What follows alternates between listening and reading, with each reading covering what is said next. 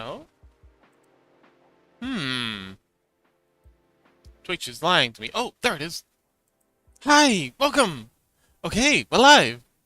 Actually live. I had to double check this time. You lied to me once before, OBS. Never trusting you again. Anywho, where's the lovely guy? He's still not available as an emote, but I should probably just upload it to the Discord. Anywho, today, we're not talking about me, we're talking about Freddy! So I'm gonna skedaddle on over to Freddy's Twitch page and see what they already have. Let's see. Show more. Where is Freddy? Freddy. Freddy. We're ready for Freddy.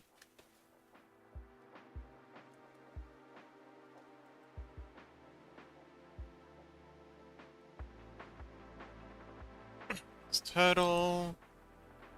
There's Electroshock. Freddy! Found him.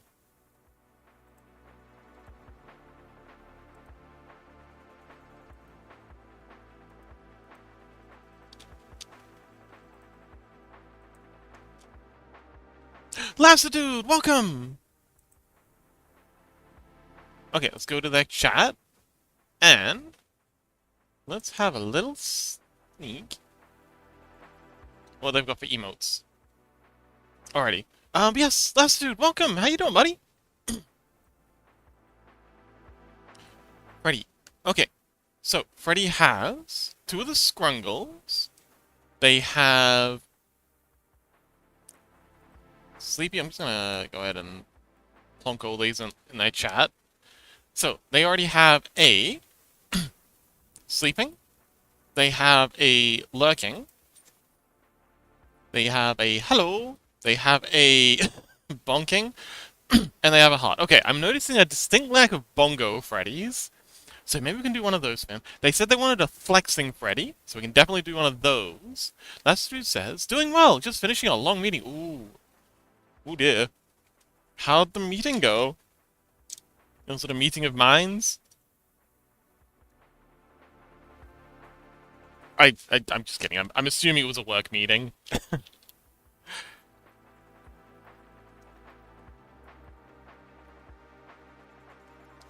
Foxy making a pot of tea ASMR. Because my throat's a little hurty. Okay, so here's the plan. Freddy explicitly asked for a flexing emote. So we're going to start with that. And I think I want to make it animated. Oh, that's what he says. Went well. Didn't have to do anything, and just online. Ah, excellent.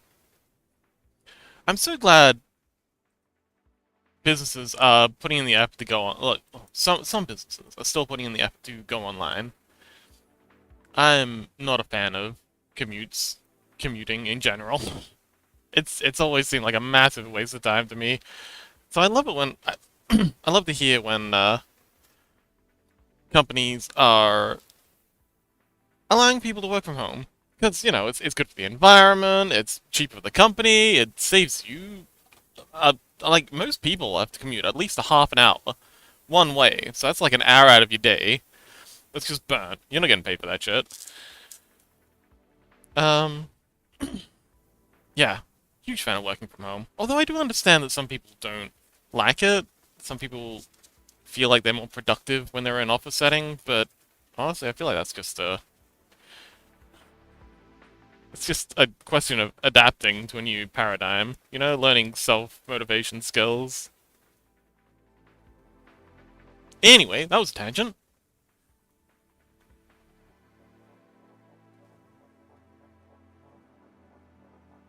Okay, so I've made flexing emotes before. Let us add a folder.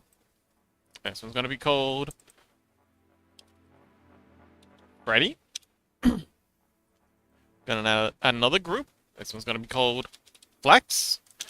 And we're gonna add a layer. And just hop to it, I guess. Now, for reference, Freddy has... Let's see. Okay, so they got horns. You got this hair tuft thing. I got a tail. Okay. I think I can work with this. Let's just start drawing out some sketches, and we'll see what happens.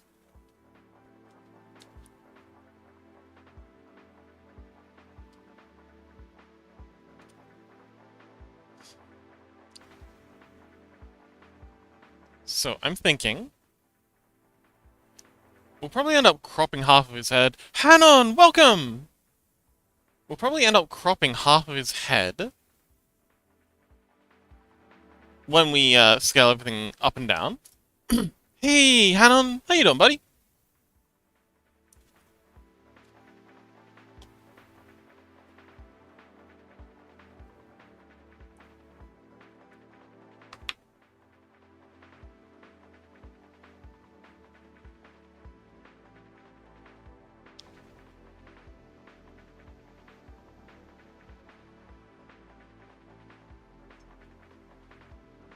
Hanon says, I'm doing good. Wonderful. Is it the weekend for you? Is it Friday or Saturday for you? Time zones, am I right?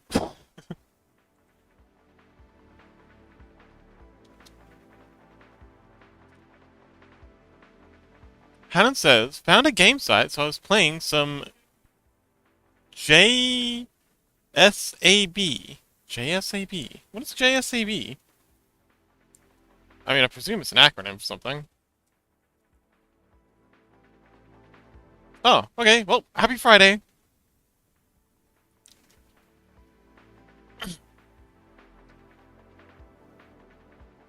So I'm thinking maybe like some sort of angle like this. Do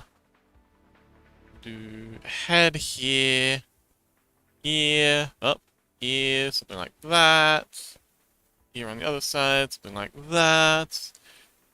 Just shapes and beats. Oh, it's like a rhythm game? Eye, and then another eye. Horns doing their thing back here. Chaos, welcome! I cleared the first 6 levels, 3 bosses. Oh, okay. Cool. Welcome, Chaos. How you doing, buddy?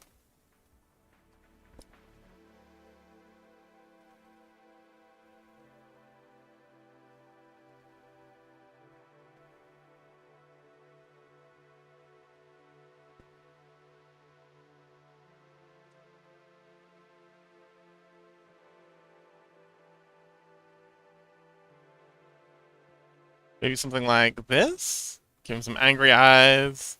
Oh, and it's also got the fringe thing here doing its thing. Just pencil that in like that. Chaos says, hello, Hanon! Hanon says, oh, yes, JSAB is a rhythm game. Oh, okay. Makes sense.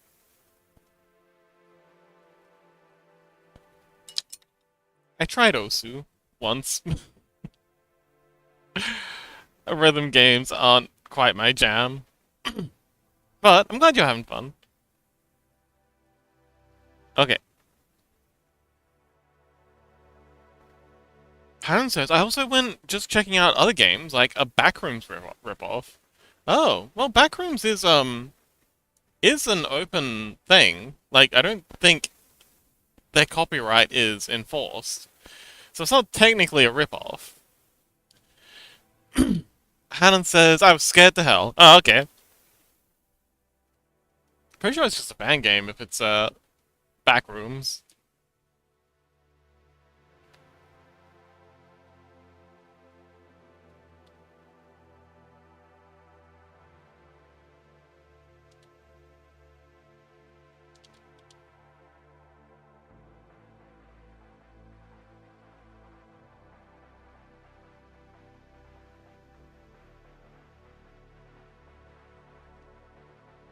Oh, Chaos says JSAB is fun. Oh, Chaos, you know JSAB?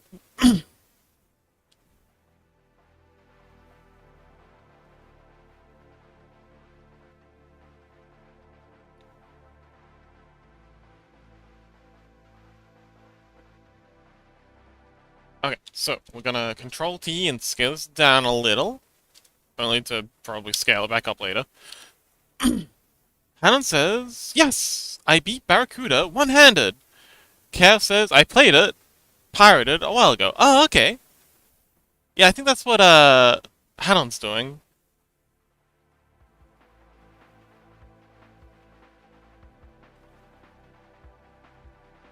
Pop in Freddy's bulging biceps.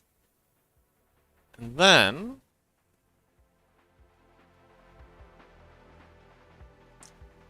Hanon says, but it took 6 attempts, and I took a lot of damage. Oh, okay. Well, you got there in the end. Good job, buddy.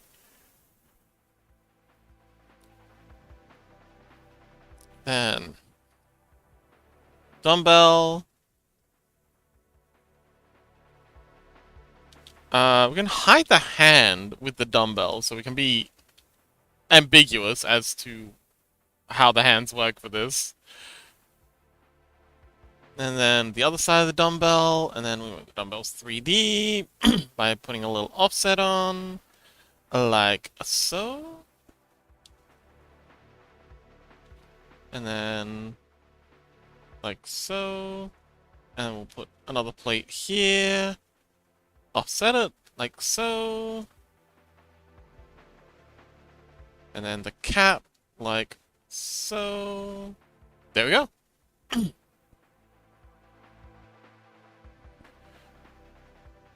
Cat says, one of my favorite. Oh, okay.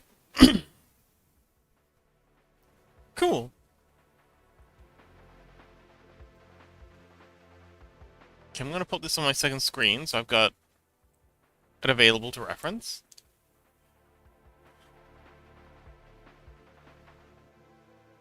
Alright, let's start by doing some tweaking. Let's bring this mouth in. I'm not really happy with how intense that is. And let's tweak it around a little. I'll do. Hannon says, yes, it's my favorite besides Monster Sanctuary. Oh, okay.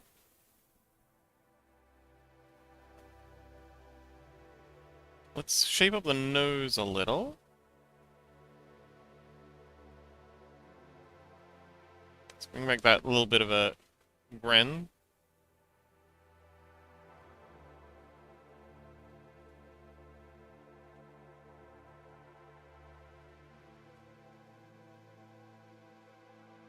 Okay.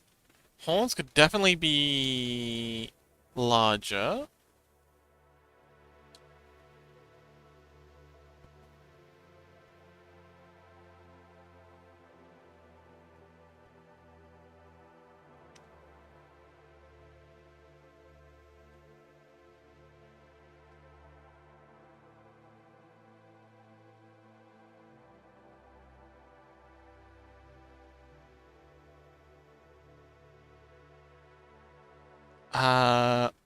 Add in some cheek floof, like so.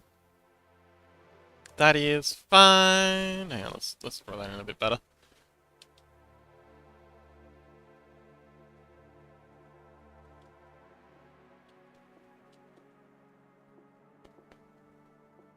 Chompy, welcome! We're doing emojis for Freddy. Today's Freddy's fan art. Oh, hi, Freddy! Speak of the devil.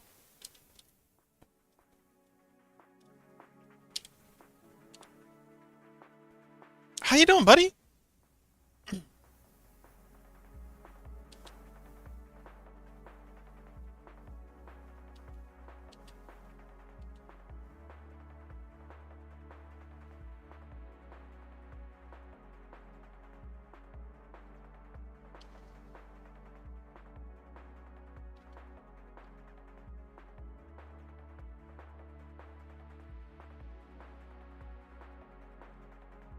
They've got this kind of pattern here that I'm just gonna sketch in for now. They look a bit like a dog right now, but that's because I haven't got the antlers in. Let's draw a little something like this, and a little something like this. This is gonna be fairly small antlers because I don't know how I'm gonna fit them in otherwise.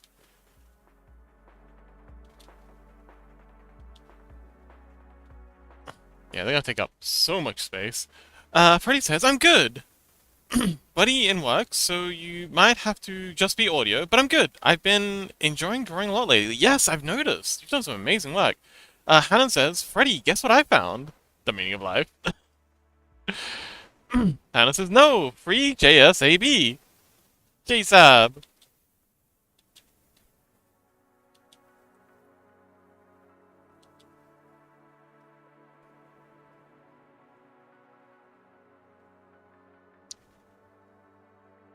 But yeah, don't worry, Freddy. I'll be reading out all the chats, so you won't be left out. But oh, JSAB is a rhythm game, apparently. That's all I've been able to gather. I also don't know what it is. I was thinking, so we're gonna do the flex one, and I also really want to do like a bongo. What do you think? A bongo Freddy? And then maybe, if we have time, a dancing Freddy. But yeah, that's the plan. Now this here could definitely be a lot bigger. Yeah, yeah, bigger. Bigger is way better. Let's go ahead and bring this up here, like so. Bongo needs to be absolutely head end empty. That's the only kind of bongo I know. What? Is there any other kind of bongo? All right, that looks better. The bigger, yeah. Give him a sort of very shoulder, and also fluff up this shoulder a little.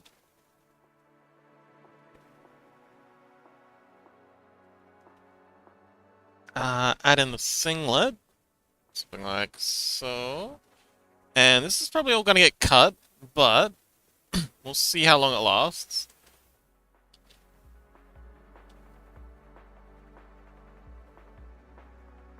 There we go. And then there's this kind of pattern here. Then comes up. Alright. And the hand goes in here somewhere. There's that. Thumb's on the outside, which is a little awkward, but we'll do something like this. And you can barely see the hand through this, so I don't have to worry too much about getting that right. It's also going to be moving. Toto, welcome! We're working on emojis for Freddy. This is, I'm setting aside a day a week to do, fan art for folks. Something I've been wanting to do a while, and I'm so glad I'm finally, finding time in my schedule to, slot it in. So let's bring the head down a little. But yeah, Toto, welcome. How you doing? How's the adventure? Are you in London yet?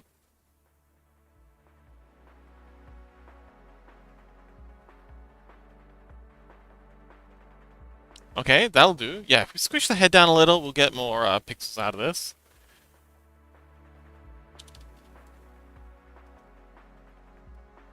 Now, if we scale this up and out this way and out this way, down.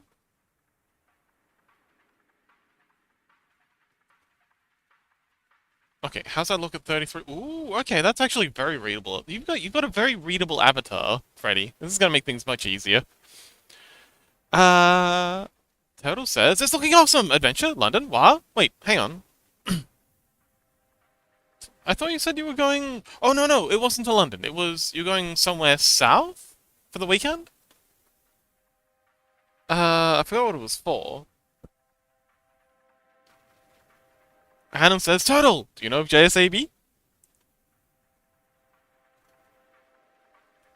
Maybe I'm thinking of a different turtle.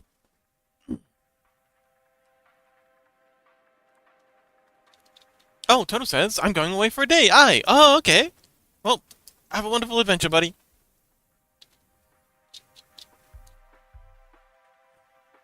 Poor thing. I hope you get time to rest between all these adventures you're having.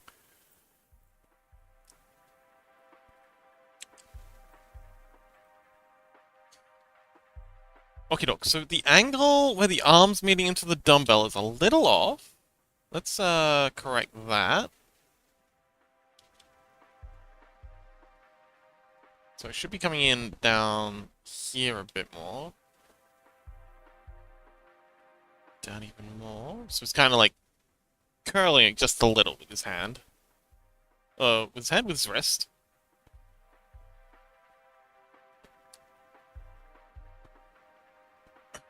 Freddy says, "Hello, Turtle!" Hannon says, "Just shapes and beats." Yeah, it's kind of like, it's a, rhythm game, apparently. Although that's all the information I've gotten. So, when we do the animation, we're going to be animating three things.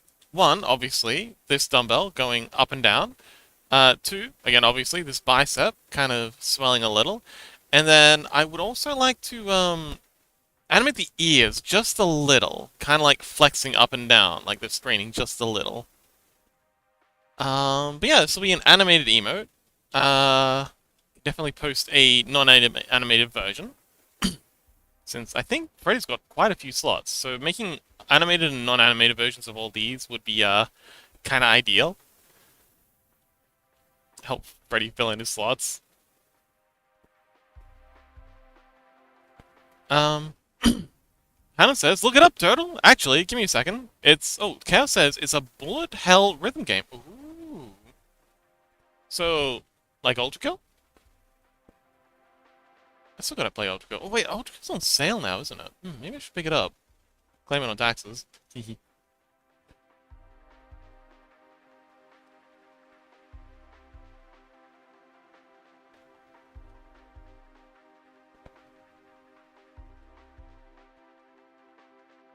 Okay, let's shape this snoot a little more.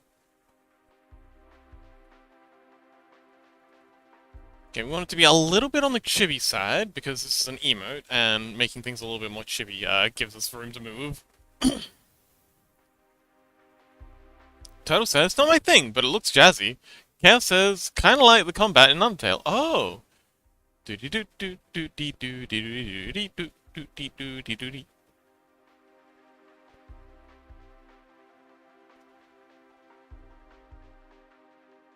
Okay. And then they have a line up there.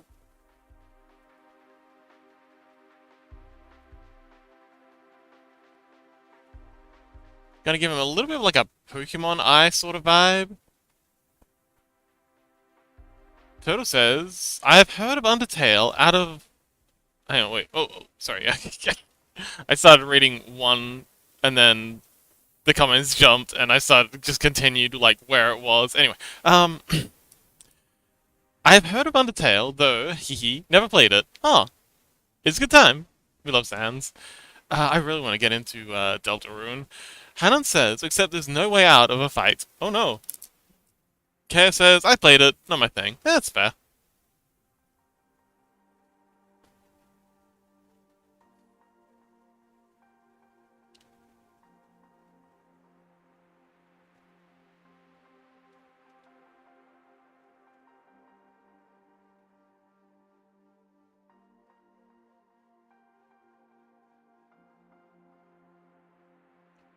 Okay, and we'll get the hair in, something like that.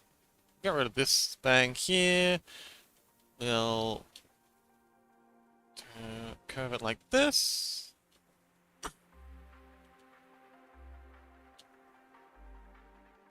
Okay, I think the hair could definitely use some more work. Let's, I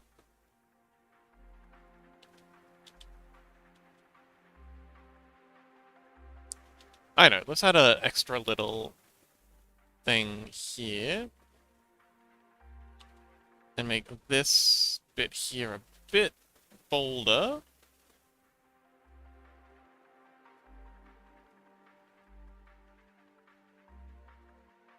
Alright, how's that look? Okay, that does not look good, but we're getting there. Turtle says, "Freddy working out? Gonna be hench? Hench. Um, Hannah says, Hanon says, "I played Undertale, Yellow, and Deltarune." Oh, okay. Oh, it looks like my model's frozen. Cow says, "I don't, I don't know what the E in that means, but I don't know what Undertale yellow is. Me neither. I'm assuming it's some sort of like director's cut kind of deal.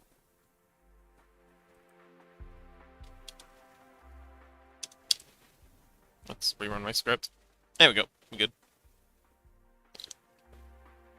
Turtle says Turtle redeems the pizza party.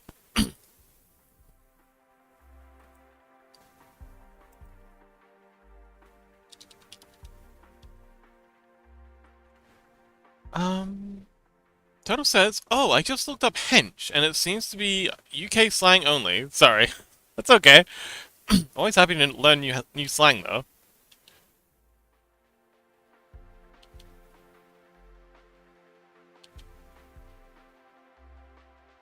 What's the hench all about?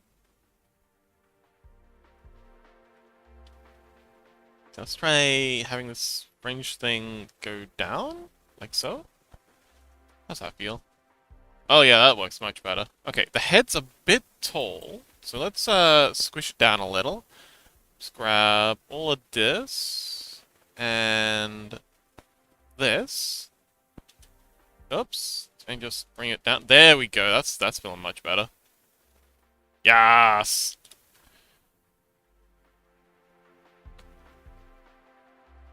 Ah, Toto says it just means strong and muscular, physically fit, all that. Ah, I see, I see.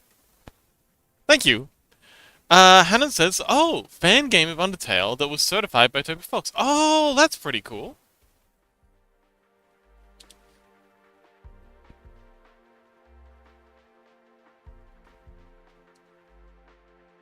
Okay, let's go ahead and bring this dumbbell in a little.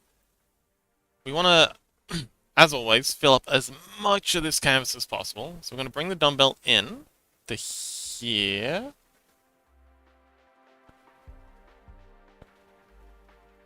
That's good. And then I'm gonna, oops. I'm gonna scale up everything to there and there. Get a couple more pixels out of that. That's 33. Yeah, I think this will work. I think this is working. Mr. Meow! Mr. Meow, that's my name. Hey, Meow, what's up? Hannah says, gotta go for now. Also, hey, Mr. Meow. How you doing, Meow? Mr. Meow says, hello, Hanon. Hello, Chaos.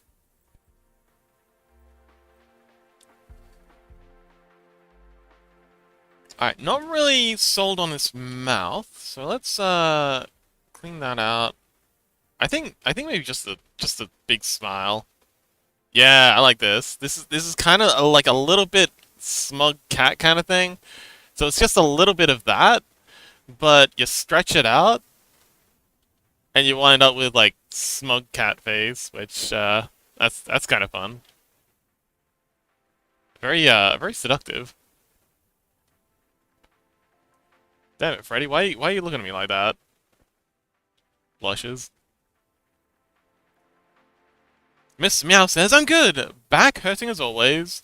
How's stream been so far? Pretty good. We had no technical difficulties this time. Yeah, we're good. So far, so good. But yeah, you say back hurting as always? Do you have, like, some kind of chronic back injury?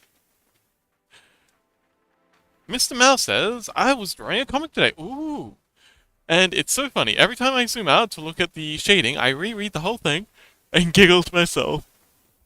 It's just little things like random ugly toes and a cowboy smoking blunts. That sounds like fun. Total says just the Freddy Riz. Yeah. He's... Even when I'm just, like, drawing emojis of him, he's rizzing me up. Even the emojis I'm drawing are trying to rizz me.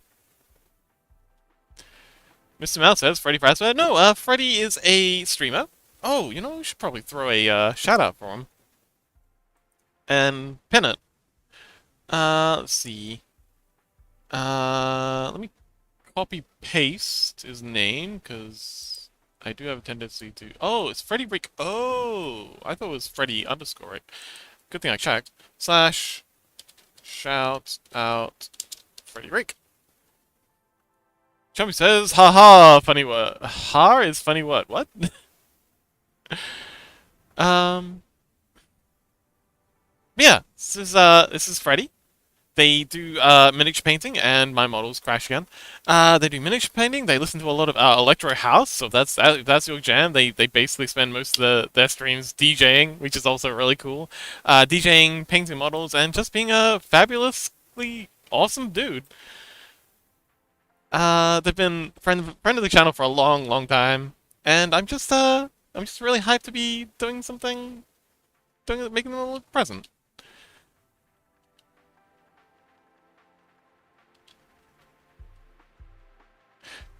Um, Mr. Mouse says har. Chumpy says har is based. Oh, Chumpy says har is basically have in Swedish. I have been attacked by ads. Oh no, not the ads. Well, dang.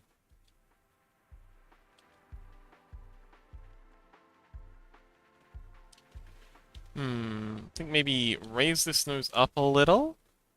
Ooh, that looks better. Okay, raise it up and make it a little smaller.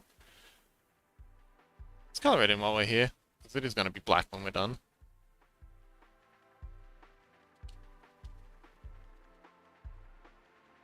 Smooth this out a little. Bring this up.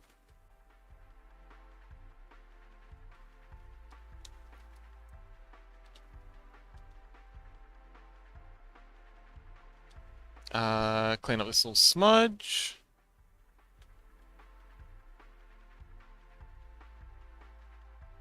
Let's give him like a little bit of a chest floof thing, kind of cropping over the singlet, like that.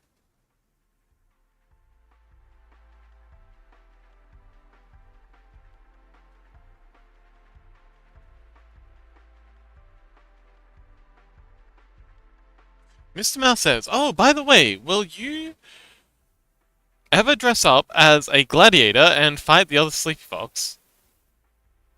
Huh? Oh, will you forever, for real, ever...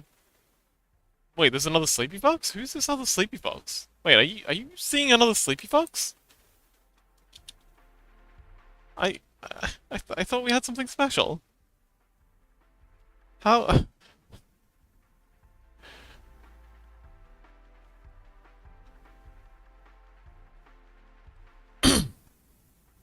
Also, yes, I'll take any excuse to, Sleepy says, on the server, someone found another Sleepy Fox on YouTube. Oh yeah, but they're an imposter. That's just a mimic. Pretending to be me. Accept no substitutes. Me and Mizuki are the only foxes you need. Oh, hi, Mizuki! Mizuki says this is getting out of hand. Now there are two of them.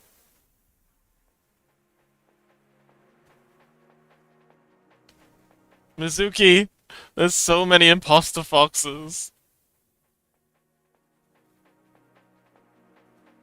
I'm being imposterized. Happy looking chaos. Mr. Mouse says, yeah, I will create an army of Sleep Fox and then steal the moon. Can I come live on the moon? Can I come too? But yes, Mizuki, welcome back. We're making emojis for Freddy this time. Starting with Freddy Swole. Pretty happy with how this one's turning out so far. It's winning pretty hard, and it's gonna be animated. We're gonna have the arm flexing, ears twitching, and I think that's about it. That'll probably do. A little bit of ear flex while the arm's flexing.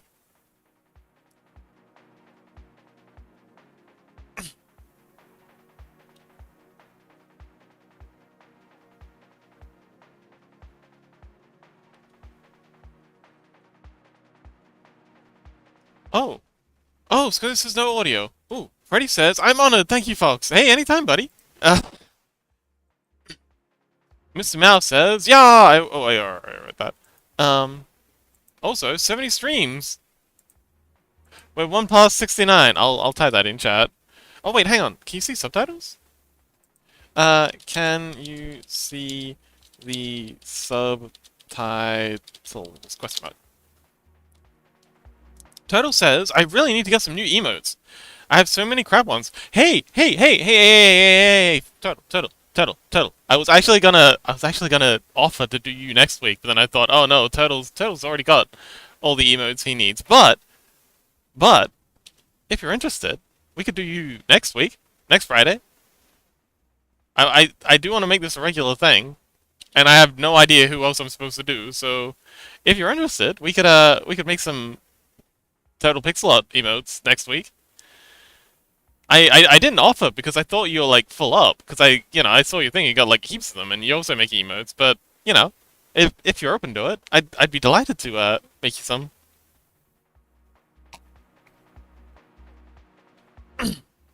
Scuzzy says nope. Ah, okay. Oh, Scuzzy says, have fun, guys. I'm on my way to a concert with some friends. Woo! Have fun, Scuzzy! Exclamation mark.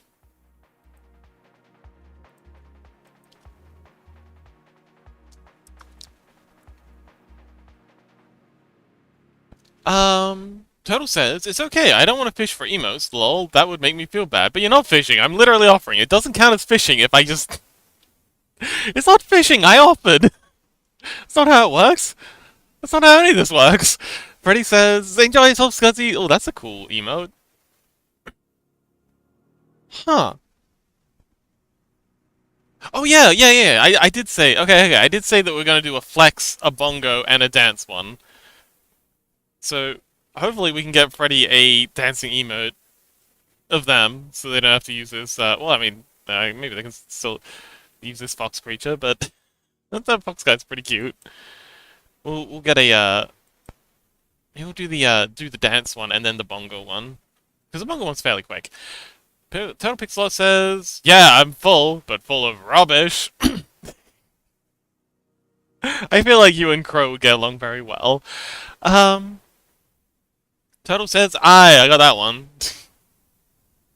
Huh? Wait, did I miss something? Pretty... Oh, yeah.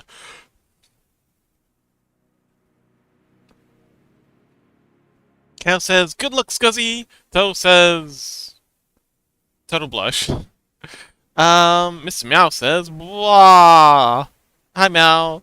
Mizuki says, but it still feels like cry. Huh?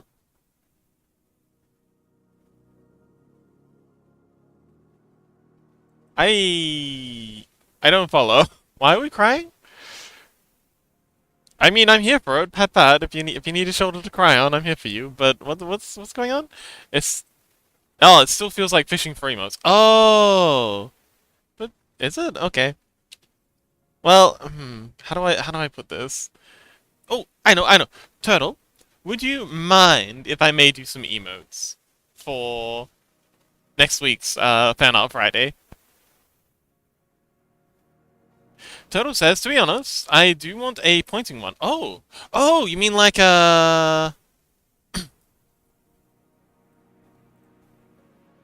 something like this?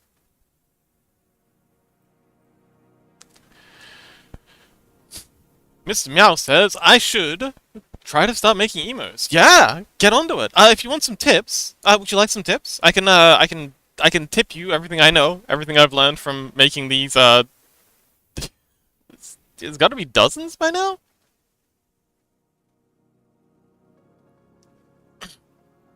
Turtle says, I mean, if you want to, I guess. Not like I like you or anything, Baka. Turtle says like this. Ah, okay, so it's pointing forwards. I see. Okay. Let me get a print screen of this. So I've got it for later. Freddy says Turtle graciously accepts your offer. Thanks for the translation, Freddy. Turtle says, yes! Mr. Meow says, the thing is, I enjoy character design much more. When I start an emote, I feel like I'll be stuck doing those. Hmm. What? Hang on. Mr. Meow. What do you need the emotes for? Like, what's the application? Are these stuff you're making for yourself? For, like, your channel and your Discord server and whatnot? Are these things you're making for a friend? Are these just cool things to make of, like, characters you like? Like, what's the context, Mao? Uh, Mr. Meow says, sure, I've made some before for my own OC. They turned out okay, not big bucks worthy. Always open to hearing advice. Yeah, Total says, I got dinner now, so I have to lurk. Okay, happy lurking, buddy. Also, I posted a picture of my latest pizza creation in the kitchen. Um, if anyone's interested. So, yeah, so the biggest one is having how to scale them down. For mine, I have the, because you need to make the okay. So Twitch does a auto scaling thing. It has a scaling tool in it, so you can just upload the 128 by 128, and then it'll scale it down to the 56 and 28. No, it's 112, and then it'll automatically scale it down to the 56 and the 28. The 56 one's okay. But the 28 pixel one, you really, I find, need to go through and let's bring up an example. This little goober. So this looks fine. So 100 pixels. But if you try and just scale it down, it looks fine at 56. But as soon as you start trying to scale it down to 28 pixels, where the heck are they? Where the heck's the 28 pixel? Yeah, as soon as you try and scale it down to the 28 pixels, okay, this one works okay, but you lose a lot of the details. And that's why I usually like to go through and just do some pixel art over the top, just to, like, properly define all the lines. But yeah, that's one thing, actually, like, exporting out proper scale. Um...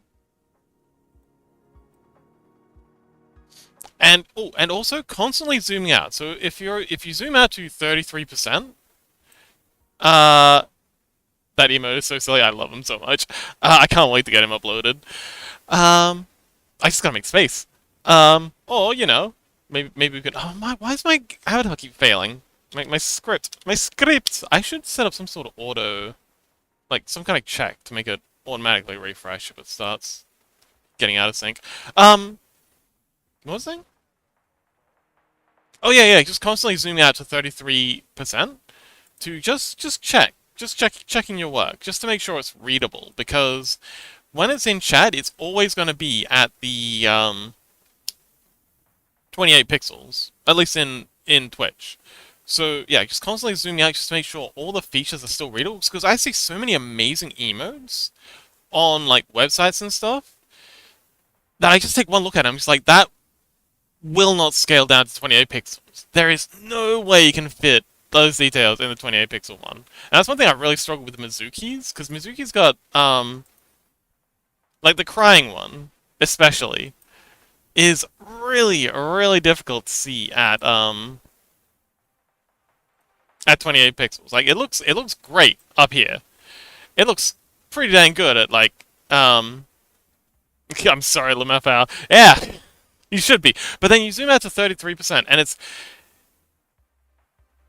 You really gotta push every single pixel to its limit. Because 28 pixels is so small. I don't know why they make them so small. It's so hard. But yeah, so trying to keep in mind that you want to have big features. The chibi aesthetic is your best friend, and very defined shapes. So yeah, that's my little tips. um. Turtle says, but if you do an emote or two for me, that means I get to make you something in return. Hey, if you want to. You know, sharing is caring. I'm just doing it because I want to show appreciation to all the streamers who've been, yeah, supporting me. I just really appreciate y'all. Mr. Mouse says, I can just put them in my portfolio so people know I do them. and commission me for it. Ooh, okay. Good idea. Yeah, there's I've heard there's good money in emojis, especially if you're good at it. I haven't taken any commissions, but I've heard from other people that and seen from other people's pricings that they can be good money. Miss Meow says that emote is so slow. Yeah, oh the derpy one. I love him so much. He turned out so well. I just kind of like just started sketching, and he just turned out to be the dumbest little guy. Zero thoughts. Like peak head empty. Um, Mr. Meow says, I'm on phone, so 28 pixels looks so... Mr. Meow. The phone actually doesn't use the 28 pixel one. It uses the 56 pixel one. I've tested this multiple times. The browser, weirdly enough, flips between using 28 and the 56 pixels. And there's no way of knowing which is going to use. So for example, let's see, this one. This is the 28 pixel one. I can tell because it's got the pixel art on it. But then when you click on it in browser, it'll give you the 56 pixel one. Mr. Mouse says, why does Twitch make shit this difficult? It doesn't. So it's a screen resolution thing. It's a dots per DPI thing. Mobile phone screens have an incredibly dense DPI, but in order for it to be visible at all, it needs to be larger. So that's why they use the 56 pixel one. It's the same, like if you hold your phone up to like your computer screen, the two emojis will be the same size. Like if you put your phone up against your screen with the two text chat, the two Twitch chats side by side. But again, because your phone has such a so much denser screen, like such a dense DPI, they can have the 56 pixel one take up the same amount of space. If that makes any sense. It's yeah. So it's actually pretty good. It's actually really, really good that they allow us to upload these separate ones. And yeah, this allows me to do the pixel art for the 28 pixel one that's on the PC screens. Sorry, I'm just nerding out. But yeah, it is actually quite handy. I do appreciate that they let, like, unlike Discord, for example, that only lets you upload the HD version and they compress it for you, which means you can sometimes, especially for very intricate things, you can lose a lot of detail. I like that Twitch allows me to upload the 28 pixel one myself, so I can do some pixel art touch-ups on the low res emotes.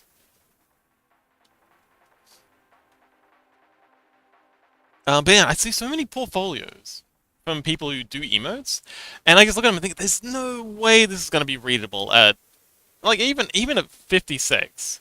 Like, there's no way you're going to be able to read this in chat. Like, they look fantastic as stickers, but no way, fam. These aren't going to work as emotes. Like, you're advertising emotes, not stickers. What are you doing? Mr. Mouse says, see, this is an example. I have no idea what that is. Like just looking at it in chat, I haven't, like, I can see maybe two eyes, and then maybe there's a face, or maybe it's crying a little, like if I squint. And then if I click on it, and I get the larger version, it's, okay, I still have, oh, it's got 6 eyes, it's got 4 eyes. But yeah, and I can see what it is. But, you know, compare that to, and I'm gonna flex a little. Compare that to the fight one with the knife. You can see what that is, like, immediately. Like, even at the 28 pixel one on your computer screen. Crow, welcome. Even at this scale, you can see what it is, and I try and do that for all my emojis. But yeah, Mr. Mao posted, I've got no idea what that is. But again, you click on it, and you can see what it is. Rosa eats an eggplant. Yeah, and it looks gorgeous. You click on it, and you get the 56 pixel version, and it looks fantastic. It looks really, really, wait, no, I think that's 128. No, that's 112, that's the 112 version. But yeah, it looks great at 112 pixels. But then you constrain it down to 28, and even 56, and you immediately lose any idea what's going on. And that's one major beef I have with a lot of other emoji artists. They have phenomenal looking, like, spreads, and when they give them to their when they deliver them to the clients, you know, they deliver them in the 112s, so they look fantastic. The client's like, awesome, but then they upload it, and no one can see what it is. Because no one's going to be looking at it in 120, 112. They're all going to be looking at it in 28, or best case scenario, 56 pixels. Anyway, Miss Meow says, yeah, you can see the nappy. Exactly, you can see what's going on. And, yeah, same with all of them. I do my best to make them visual. Yemi gave me a lot of advice in this. I'm hugely appreciative to Yemi for apprenticing me for a little bit. Um, the sleep one's pretty good for that too. Like even at 28 pixels, you can tell it's a sleeping fox. It works. But yeah, there's a lot and the one Freddy posts, the one of the concern. That's another good one. Although I would probably like scale that down a little. Sorry, not scale it down. Zoom in a little and like crop the edges a bit because it is kind of hard to see.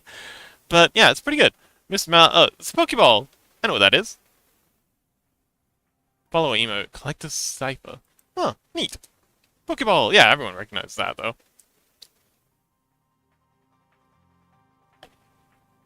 So, Crow, how you doing today? So let's zoom out. Take a peek at 33 pixels. This is still readable. This one will be animated, so we can get away with it being a little less readable because there's going to be movement going on. Chris says, I'm good, just happy it's Friday. Ooh, Friday. Oh, also speaking of Friday, after stream tonight, if anyone's free, anyone who's joining us for Cobblemon, I'm going to do a quick stress test of the server. So if you're free for like just a couple of minutes, I just want to get as many people as I can in the server just to see how it handles things. Freddy waits, yes! Burley, welcome to Fanart Friday. We are... Hang on, what do I call this? This is Freddy's fantastic Fanart Friday Fiasco. Welcome to Freddy's... Hang on. Welcome to Freddy's fantastic Fanart Friday Fiasco. Miss Meow says, I have such hatred for animated emotes, which are animated for no reason. Huh. What do you mean? Hang on, Mr. Meow, you're gonna have to unpack that a little. Crow says, hello Chaos and everyone. I may or may not join / quick visit for the test. Oh, thank you. It'll be appreciated. It'll only be for a couple of minutes. We're not gonna be playing. We're just gonna be seeing how many people can get in, and then so I can like see the stats and see if it needs more RAM or anything like that. And also just to make sure, and also an opportunity for people to check to make sure their build's running. Also, Burley, did you want to join us for a couple months? Mr. Mouse says, you don't need your smile emote to actually smile. You don't need the cry emote to shed droplet by droplet. Yes. How much RAM does it have? Right now we've got it at 8 gigabytes of RAM. I think that'll be enough. I'm like 90% sure that'll be enough. But like with the number of players we're going to be having, so we're going to be having like between 6 and 10 players, is what I'm thinking is going to be showing up. But yeah, for that number of players with the amount of mods we have, might need to bump it up to 10 if we go over 10 users. But I'm thinking it's going to be enough. I should be able to have a pretty good idea. Like, if we can get 5 users in, and we're only using, like, 6 gigabytes of RAM, the 8 will be fine. Because I only use, like, a little extra RAM per new user, once all the mods are running. Freddy says, hi, Burley, how's Ferality? Oh, Burley's at Ferality? Oh, right. I still haven't. Damn it! I'm sorry, Lassitude. I never actually went to the thing when it was open to everyone. Damn. I gotta get in VR chat more often. Mizuki says, should be enough, I think. Mr. Meow says, I'm not talking about your emotes. They're great, but when people are using emotes in bulk, like a bunch of people spamming them because some dumb happened on stream, it gets so overwhelming seeing all the movement. Oh. Crow says, Shock doesn't have to move, but it makes more emphasis. Yeah. So, I was originally going to do the crying fox one was originally gonna be animated. I just didn't because it was too much work. But yeah, I know what you mean. I think the reason a lot of people do it is, and quick peek behind the curtain. Um,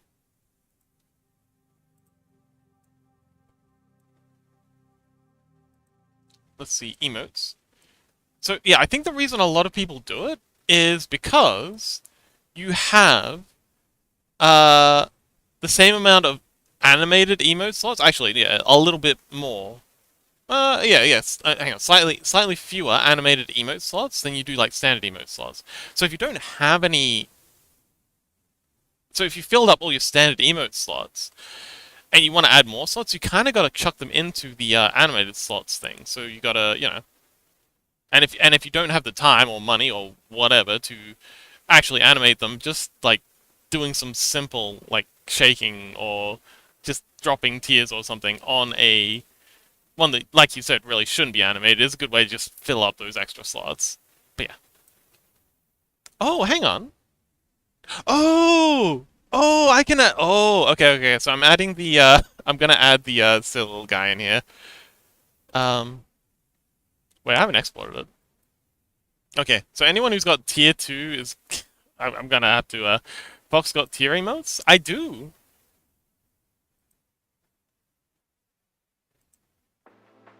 And I'm gonna add in. Where is he? This guy. This dumb piece of shit. Yeah, he's gonna be he's gonna be tier two. Mostly because I don't have any other slots to put him in. So until we have other spaces to put him in, he's gonna be a tier two. Mr. Meow says, please make him a free emote. No. Oh, hang on. Okay, okay. So thing is, no. Okay, okay. You know what? Miss Meow, I will. So what I want to do. So right now we've got these two dice here, and that's because the bot needs the dice for when it does the thing. But I'm planning on making an app that'll replace the current Firebot thing. So yeah, the Firebot grabs these emotes to use. But when I don't need these for the bot anymore, yeah, yeah, absolutely. I'll chuck the dumb little guy and the pointing one in the free slots. Yeah, I completely forgot about the free slots. Thanks for reminding me. I don't know how I forgot that was the thing, but yeah. I'll chuck them in there. I need the forehead kissing emote for this occasion. I need. Well, we've got. Yeah, this one. Crow says, "Oh yeah, he's been doing that a lot lately. I don't know what his beef is. I just need to like refresh the script, and it starts working again. But yeah, thanks for letting me know, Crow. It's a super easy fix. It's just he's on my second screen, so it's hard to notice sometimes.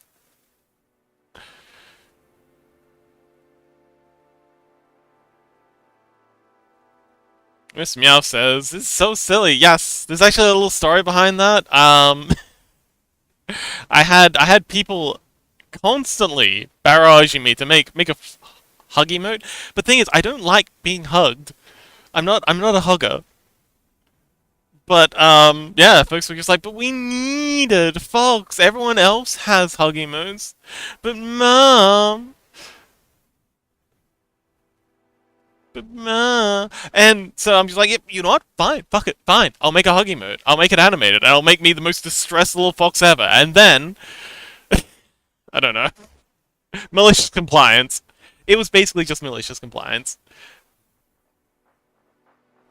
Mr. Mouse says, I'd totally buy a plushie like that to strangle it through the night, and I'll... I see. Actually, so I actually bought a body pillow a while ago, and I gotta say, it's pretty dang good.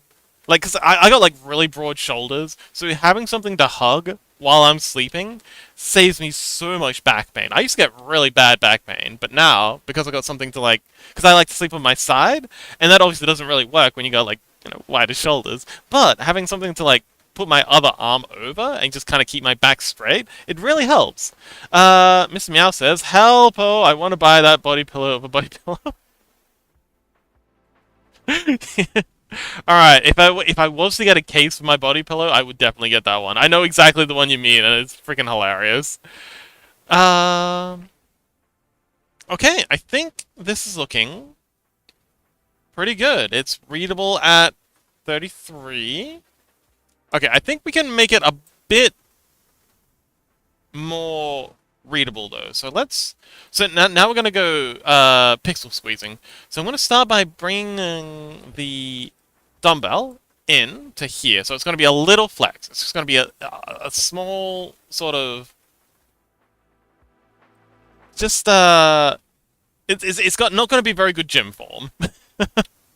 No, let's just say that. But if we twist the wrist like this, Burley says, "I went there for an hour and stayed for 6." Oh, okay. That sounds like fun. Must have been a good time. Mizuki says, "What about a Solaire body pillow?" Wait, who's Solaire? That name sounds familiar. Oh, Solaire from Dark Souls! Praise the sun! Yes! Oh man, I'd love a Solaire body pillow. Fun fact, I was actually so my first covenant was the cute spider lady, you know. I actually had the ring. What was the fire ring? The old witch's ring as my starting gift. Because obviously none of the starting gifts really do anything. But I didn't know that. I just saw a cool ring and I grabbed it. So and I didn't know you could actually like yeah. So I went down and added yap to the albino spider lady. I was like yes, queen. But then every playthrough after that, I mained Warriors of Sunlight because I really enjoyed the gameplay of helping with PvP. Sorry, with PvE. The PvE assist mechanics is it was such a great idea. Um, Miss Meow says, "I'm so excited to finish the comic that I could get up right now and start working on it, but I need sleep." Yeah, sleep's important, buddy. Freddy says, "I think that means you enjoyed it. Or got kidnapped." I mean, Stockholm Syndrome's a thing. Could be both. Freddy says, "Don't worry, it'll be accurate. My form is terrible." Excellent. Mizuki says, "I wish the Dark Souls 1 servers weren't absolutely awful." Um, yeah. The netcode net okay, I don't wanna throw too much shade at them because having worked on netcode, my god, it's a nightmare. Like I understand why players are frustrated, and it's not really players' problem. Like, they're absolutely right to expect better from developers, but also I can also have extreme amounts of sympathy for the developers and just how hard netcode can be. Alright, so now we're gonna go Control T, and we're gonna scale this up so that the and again, we're just trying to squeeze every last pixel we can out of this. Alright, that'll do. For there. Now, if we move this ear across a little, we can get like one more pixel out of there. So let's do that. So we're just going to take this ear and we're going to move it literally a pixel across. Because every last pixel counts. Okay, we're going to make it 2 pixels across. No, 2 pixels is too much. See, we're really squeezing it now. So 1 pixel across. Yeah, we can get away with 1 pixel. 2 pixels is too much.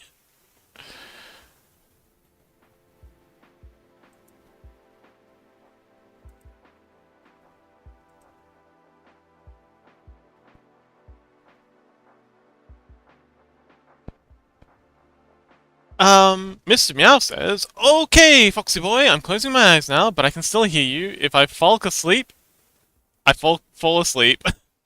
Alright, rest well, buddy. Sleep well to my, the fox emoji making ASMR, I guess? I I guess I'm an ASMR streamer now. That's how it goes, right? Turtle says pixel pinching. That's exactly what it is. So much pinching. Turtle says, look after the pixels, and the voxels will look after themselves, as Grandmama used to say. Wow, your grandma was a digital artist? Mr. Meow says, not the ASMR. I mean, it is what it is. Mizuki says, assigned ASMR stream with my chat. That's what I mean. Mr. Meow says, I actually dislike ASMR because it only sounds good with headphones on. Oh, okay. I I don't have an ASMR mic, so you're safe. But yeah, Mizuki, gotta give the people what they want.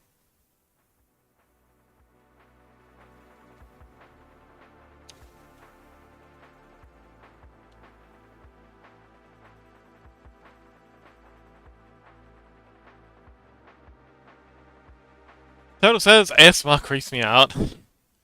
Yeah, I'm honestly not a huge fan of it either. I do love listening to, things like podcasts while I'm sleeping, things like Wendigoon. That's a good time. But, like, actual ASMR, like, with the ASMR mic where they, like, lean in, I don't like that. Oh, actually, one kind of ASMR I really, really do like is the ambient, like, noise ASMR, like fire crackling, rain, that sort of thing. Those are nice, but I don't like speaking ASMR. The idea of someone leaning in and whispering things in my ear while I'm trying to sleep, yeah, that's a hard pass on that one. Mr. Meow says, I used to watch this guy who used to read classic noirs ASMR. Oh, that's actually pretty cool. He was a metal vocalist and he had a very deep and unique voice. I'd actually give that a crack though. You're really selling it, Mao. For someone who hates ASMR, you're really selling it. Mizuki says, if I gave the people what they want, there would be a body pillow, ASMR streams, and streams of the worst games you've ever seen. I mean, so Mizuki, next week's Fan Art Friday is Turtle, but a week after that, maybe we could make a Mizuki body pillow fan art. Would that be Mizuki merch? Wink, wink. You're gonna have to set up that merch page sooner or later. Mizuki says, "I don't want a body pillow."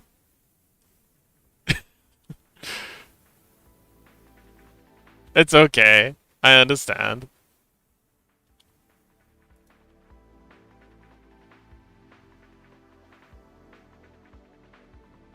Okay, I'm not entirely happy with the snoot. Let's see if we can get a little bit of a better angle on it. Oh, that's actually better. A little bit more. Nope, too much. Okay, I think we had it. Yeah, I feel like that's... Yeah, that's perfect. That's perfect. Don't touch. Don't touchy. The forehead feels a little long, so let's pull that in just a smidge. So we'll grab all of this, and this part of the eye, and across here.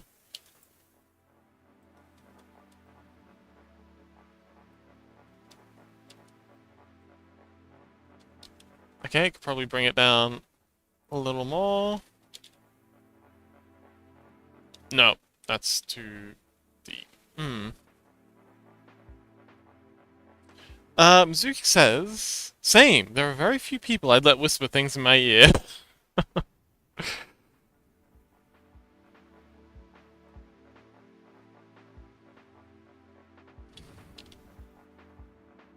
I mean, I might make an exception for the doll in, Bloodborne. But, yeah, Mizuki brings up a good point. There probably are a few exceptions I'd make. But not many. That's like a hard pass on 90% of things. All right.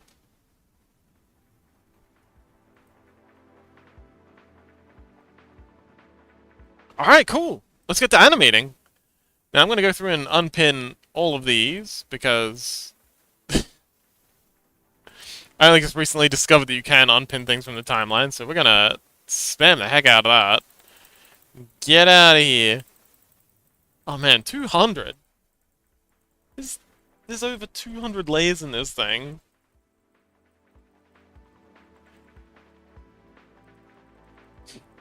Good thing these are all just emotes, because otherwise this would be slow as heck. Mr. Mouse says, God, I hope my future significant other is a voice actor. I love good sound in my ears. Mizuki says, Eleanor from Warframe would be impossible lore-wise, but whatever. A friend of mine, and probably like one other person slash character I can't think of right now. Nobody, welcome! It's okay. You're not late, you're just in time. We're working on, what was it again? Freddy's Fabulous Fanart Friday Fiasco? We're doing, emojis for Freddy. Ah, there we go, finally. Okay, so let's, go ahead and pin this one. So this is Freddy.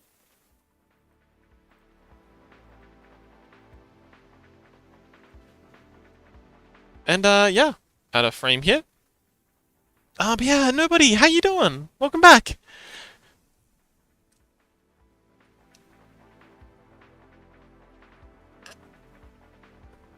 But yeah, Mizuki, I hope I can catch more of your Warframe streams. I've always been really heckin' interested in the Warframe lore.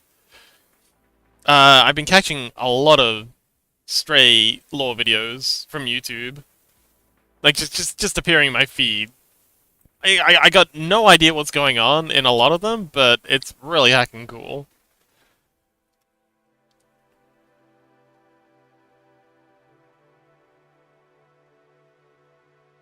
Nobody says, I had so much work to do today, and got home late, and just ate. Oh, okay, cool. Barely says, both. And I kidnapped these people as well. Yay! Stockholm Syndrome. Mizuki says, might be difficult since I finished the story, and I don't want to stream me farming things unless, it's just a yapping stream. Ah, okay. Does Warframe have, like, dailies or something you gotta do?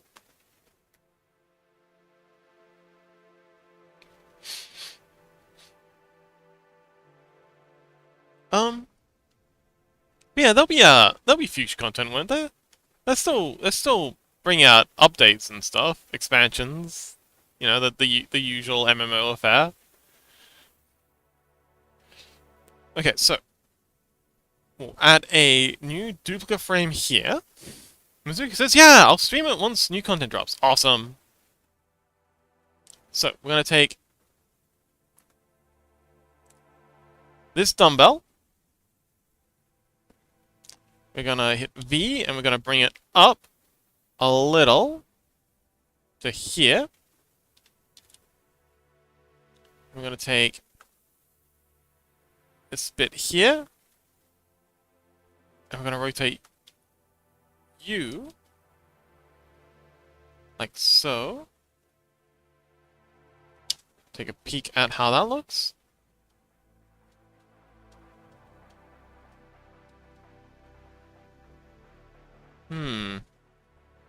Doesn't quite look right. I think it's got to come up a little. No, that might be fine. No, it's definitely got to come up a little. Alright, cool. I'll keep an eye on you then, Mizuki. I'll look forward to it. Up. Let's take a peek at that. That's better. Alright, let's get that bicep bulging. Let's turn on our onion skinning so we can see what the previous frame is. Let's turn onion skinning up to that loop. And we'll have it bulge out just a little. It's all gonna add up very quickly. The muscle bulging. Flexing? I should stop saying bulging so much. Blushes. Let's turn on previous frame there. Okay, that looks good.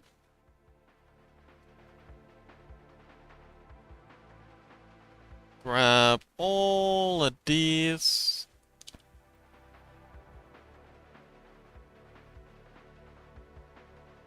Okay, that feels about right. Let's go ahead and grab all of this.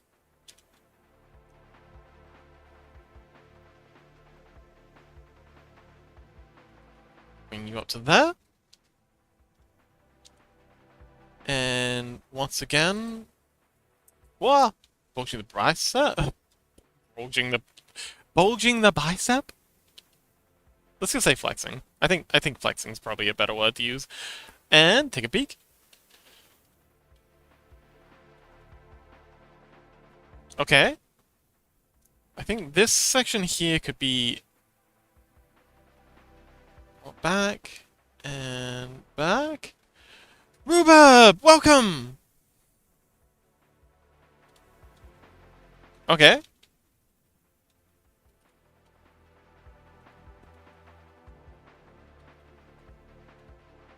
I also want to get some like face animations happening with the maybe the eyebrow, maybe the eyes narrowing just a little as they flex up, like they're focusing. And again, I want the ears to do something. I guess maybe like pitch them up a little.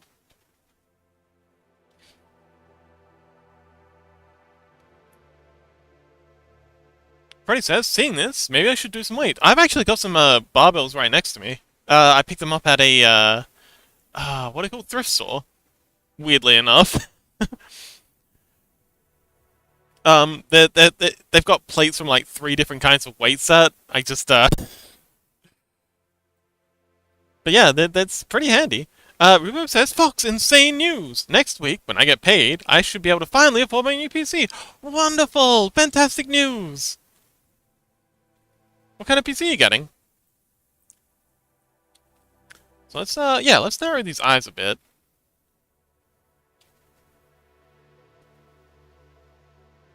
As they're flexing.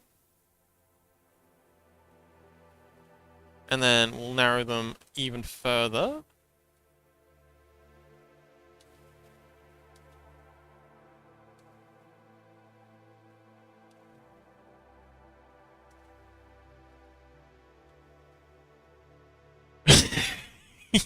That looks sassy as fuck. Okay, I not even close to what I was going for, but I do like that this is giving a very seductive kind of. Oh, that looks too good. Oh god, I hate how good that looks. Damn it, Freddy, stop it! Stop hitting on me. Rubo says, a custom desktop. Ooh, are you gonna build it yourself? Mizuki says, by the way, Warframe Pride content included a lesbian cowboy, cowgirl, that sounds wrong. Cow person? Rubo says, I could send the parts list. Oh, you are building yourself. Excellent. I really enjoy building PCs. It's such a good hobby. I kind of want to start. I don't know. I would like to build, like maybe around Christmas time, like start up like a little service to make PCs for people, because a lot of people get PCs around Christmas time. Freddy says I'm all about that sales. Snapping. See, there's an example of an emote that you can see from a distance. See, that's how you do emotes. Like I can actually tell what the frick that is. Um. Rhubarb says, yep, a lesbian cow. Moo. uh, Mizuki says, maybe that exists too. Who knows? Yeah, probably. Rhubarb says, I plan on doing PC builds as a side thing in college. Oh, great idea! Mizuki says, wish I could get a new PC. Yeah, me too. Me too. Although, Lastu's been, sending me some really good info on running LLMs or SLMs on, like, local hosted SLMs, so we don't have to pay Anthropic or OpenAI or any of those megacorps when they inevitably start charging buckets of money for this stuff. Mizuki says, my 2060S is a bit outdated by now. Yeah, mine's, I got a shitty ARC. What is an ARC A560 or something? It's like the lowest Intel graphics card. Because I just really need something that would work. Rubo says, I've been saving for 3 months for this PC. Ooh. So Mr. Meow says, RAM prices. RAM prices are insane. God, I'm so salty that I didn't get... Like I needed new RAM for the longest time, and I'm so salty I didn't get some before everything popped off. Crow says, hi! Oh, Osrian, welcome! Oh, Osrian, I saw the thing you sent me. The little breakdown of your campaign. And I was wondering, is this a Bronze Age campaign that you're running? Osrian says, I was late because I was building a house in a game. Oh, wonderful. Cute. Alright, so we also want these ears twitching a little. So I'm going to go ahead and just straight up erase this. And yeah, I want the ears to kind of like flex inwards as they're stretching. Because I don't know if anyone else gets this, but my ears flex when I do exerting things. Some people just have muscles in their ears, don't judge me. Crow says, whichever... Oh, Rubo says, actually, it's a Brass Age. Brass Age? Oh, is it like a steampunk thing? Crow says, whichever is high number, I'll do push-ups. Oh, okay. 50... Oh. Go, Crow! Crow's getting swole. Rubab says, people ignore that age too much. I didn't even know it was a thing. Brass Age? Like, is that steampunk? I'm very curious about this Brass Age thing. Because I always thought it just went Bronze and then Iron Age. I was going to say, this is a map of my fantasy world showing Goku migration. Yes, and I really do appreciate that you're going so in-depth with, like, migrations, because a lot of people forget that that's how a lot of civilizations got their start. A lot of people forget, like people knew. You know what I mean. Alright, so pitching this way. This works. Uro says whichever number is the lowest, I'll do squats. Crow has to do as well. 17 and 13. Damn. So this is the day the dice decide to start rolling high numbers. They really are out to get you guys. They're cursed. Rubo says brass was the start of alloying, but isn't that bronze? Oh! Oh, whoa, whoa, whoa, whoa, whoa, whoa. So, hang on. So, brass is like the precursor to, like, Bronze Age metallurgy. Is that what you're saying? Mr. Mao says, transphobia is so disturbing. What do you mean you skipped over transition metals and went straight to iron? No. Okay. So this is actually, okay. History with Fox. So everyone knows that bronze is an alloy of two or more other metals, usually just copper and tin. But there's other stuff you can throw in there too that'll make things that'll improve the mixture.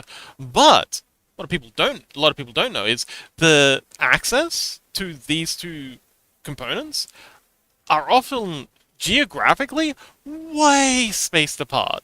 So if you're in a region with a lot of bronze, you need to import your tin, and a lot of the tin was coming from either like Afghanistan and like in the Fertile Crescent area, like Assyria, Egypt, Sumeria, Babylonia, that region. There was tin coming from as far as modern England, like modern Britain, coming all the way down into the Middle East. And this is like in the Bronze Age. Zinc, yes, zinc. But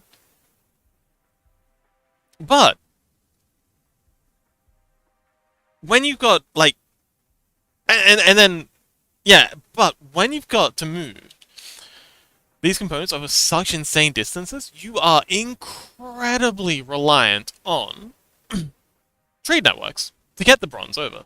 So, what happens when, say, for example, there's a huge foreign invasion, massive numbers of raiders suddenly appearing, combined with a enormous famine, and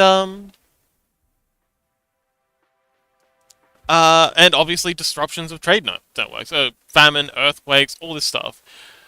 We have evidence that there was like massive invasions in the region. Just before the Iron Age started, there was this massive invasion of people that everyone's calling the Sea Peoples. We don't know who they were or where they came from, where they come from. Cotton Age, Joe. But we do know that around the same time, there's a whole bunch of earthquakes, a whole bunch of cities got leveled, there was a whole heap of fires, a mass starvation, everything went to shit. So, people weren't able to move around their bronze anymore. So, in their desperation, they turned to iron.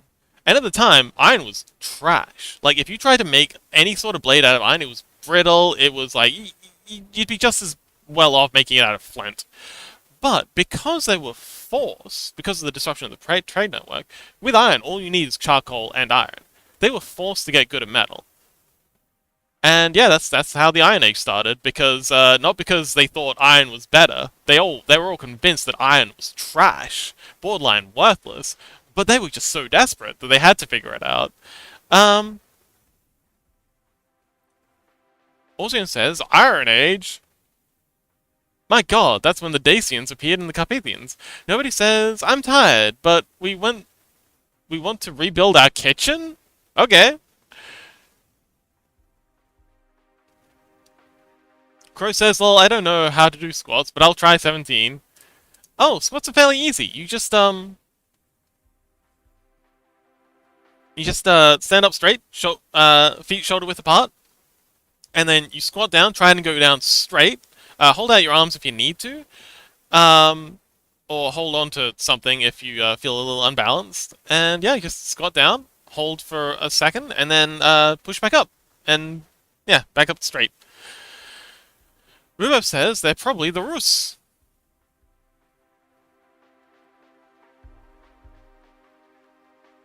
Nice Horseman says Iron Age. Oh wait, hang on. Rubov says you're confusing bog iron with ground iron. No, ground iron at the time was trash as well. But again, it was because they didn't understand, like, carbon, they didn't understand, tempering, they didn't understand, like, probably smelting the stuff in the first place, to, like, get out a lot of the initial impurities. They just didn't understand how to work with iron. But they really, really knew how to work with bronze. And that's why they didn't transition until they absolutely had, like, until they were forced to. Because they had this one metal that they really, really knew how to work, and this other metal that they had no idea about. And so there was just no impetus to make the transition. And it took them being forced to stop using bronze for them to actually move into the Iron Age. Turtle says, not gonna lie, this piece with the onion skin lines would make a great shirt. I would also love to have Freddy on a shirt. Freddy, when are you starting a merch store?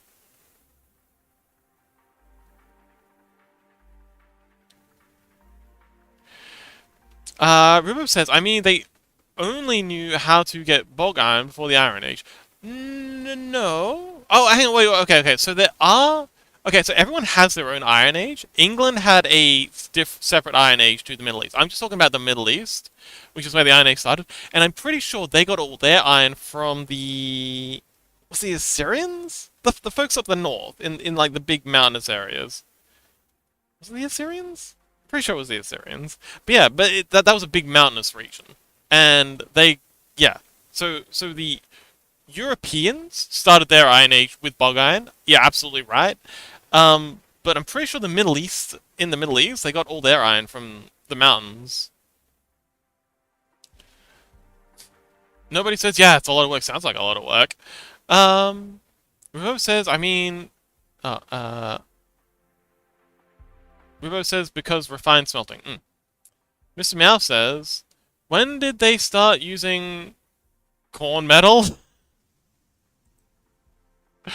Freddy says, I'll start when BD offers a partnership. Ooh, who's BD? Oh, ByteDance? Who's BD? Turtle says, our important thing was tin, too. Yes. Yes, I did mention that the two main sources in the Middle East of tin seem to have been, Britain, and Afghanistan. So they had to get tin from way, way out of the way. Rubov says, how it usually goes. Here's shiny useless rock. Go wild with it. Welsh tin was prized in Europe. Freddy says, don't worry about it. Okay.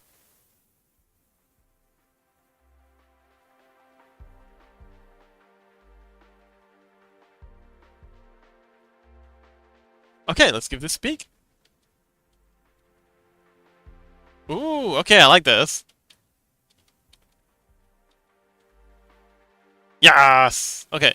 We gotta animate this back here. But this is looking great. I'm very happy with this. Rhubarb says, anyway, I have to go away. Good luck, Rhubarb! Thank you so much for hanging out! Miss you! Hope you enjoyed the history lessons. But yes, I feel like the back to Orzerin's thing. I feel like the Bronze Age is well underserved. I was talking about last stream, I think, how much I really love Conan and how that's kind of like a it's Conan. Conan is surprisingly has a lot of cosmic horror in it. Like a lot of Conan's like background lore, like the stories aren't very cosmic horror, but the lore for Conan is a whole heap of Bronze Age cosmic horror, which I adore. And yeah, Bronze Age is well underserved in fiction. I would love to see more Conan style. Like I really want to do a campaign set in like a cosmic horror. Rivo says, I do love Conan. Yay. Conan O'Brien. Ah. He was in Death Stranding randomly. Also, Pika's in Death Stranding too. Kojima's an interesting person. Um,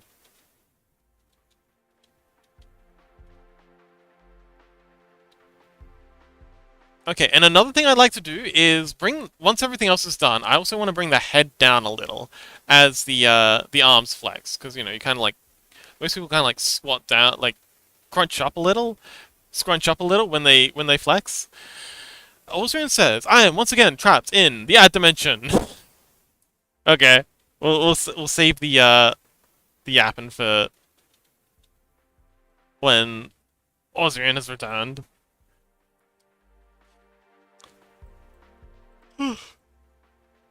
Ah. Rubo says Kojima supports AI in game. Oh, does he now? Huh. Okay, okay. I understand. There's a lot of reflexive hate for anyone who uses AI right now, but I am very interested in what Kojima's thinking is. Like, I understand there's a lot of frustration and people are rightfully not happy about hearing when anyone uses AI, but I'm very interested in why he thinks that. Because Kojima is an auteur.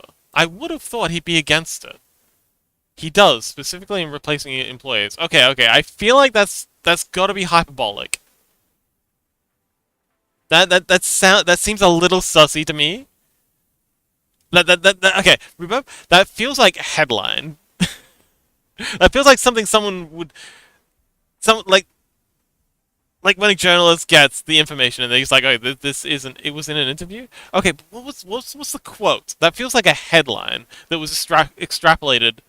That feels like a hyperbolic headline that was extrapolated from a quote. What was the quote? What did he actually say? Ocean says, "I, the rotting eyes of the sea beast, they burn through the soft fabric of reality." Oh, I see. Oh, I see the rotting eyes of the sea beast. They burn through the soft fabric of reality. Um,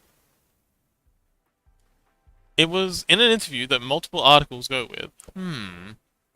I'm again very suspicious about that. Something about that just something doesn't feel right. My hmm hmm.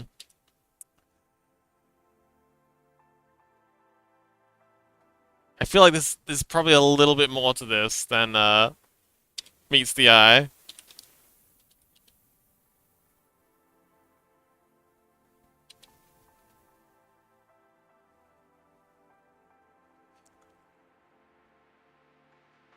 Oh, Rubo says, direct quote, a lot of people use AI in creative work to come up with ideas, but I think of AI as more of a friend. Okay, that seems pretty innocuous. I would lead the creative part and use AI to boost efficiency. Yeah, I agree 100% with that. That's a very different, but that's a very different thing to replacing specific to replacing to replacing employees.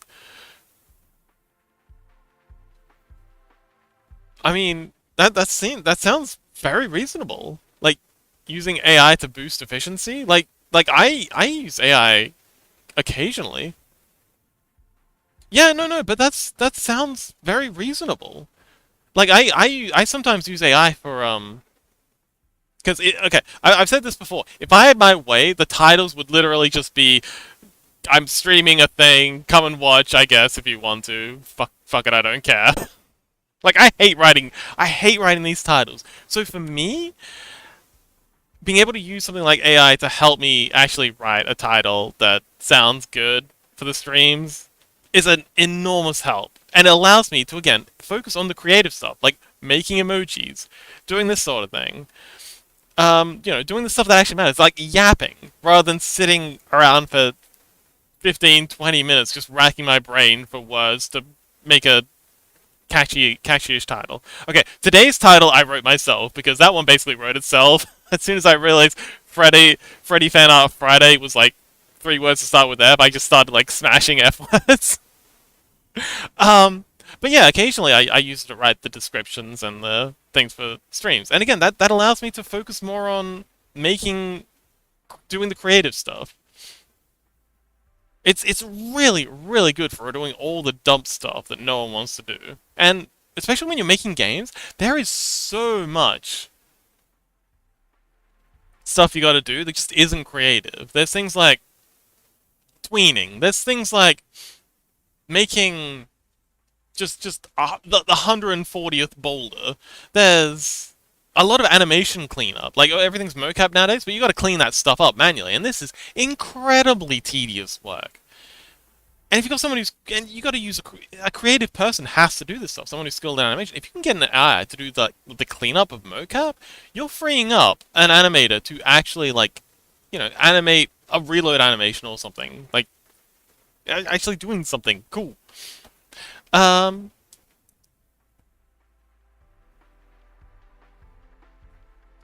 Rubov says efficiency is the speed that the games comes out.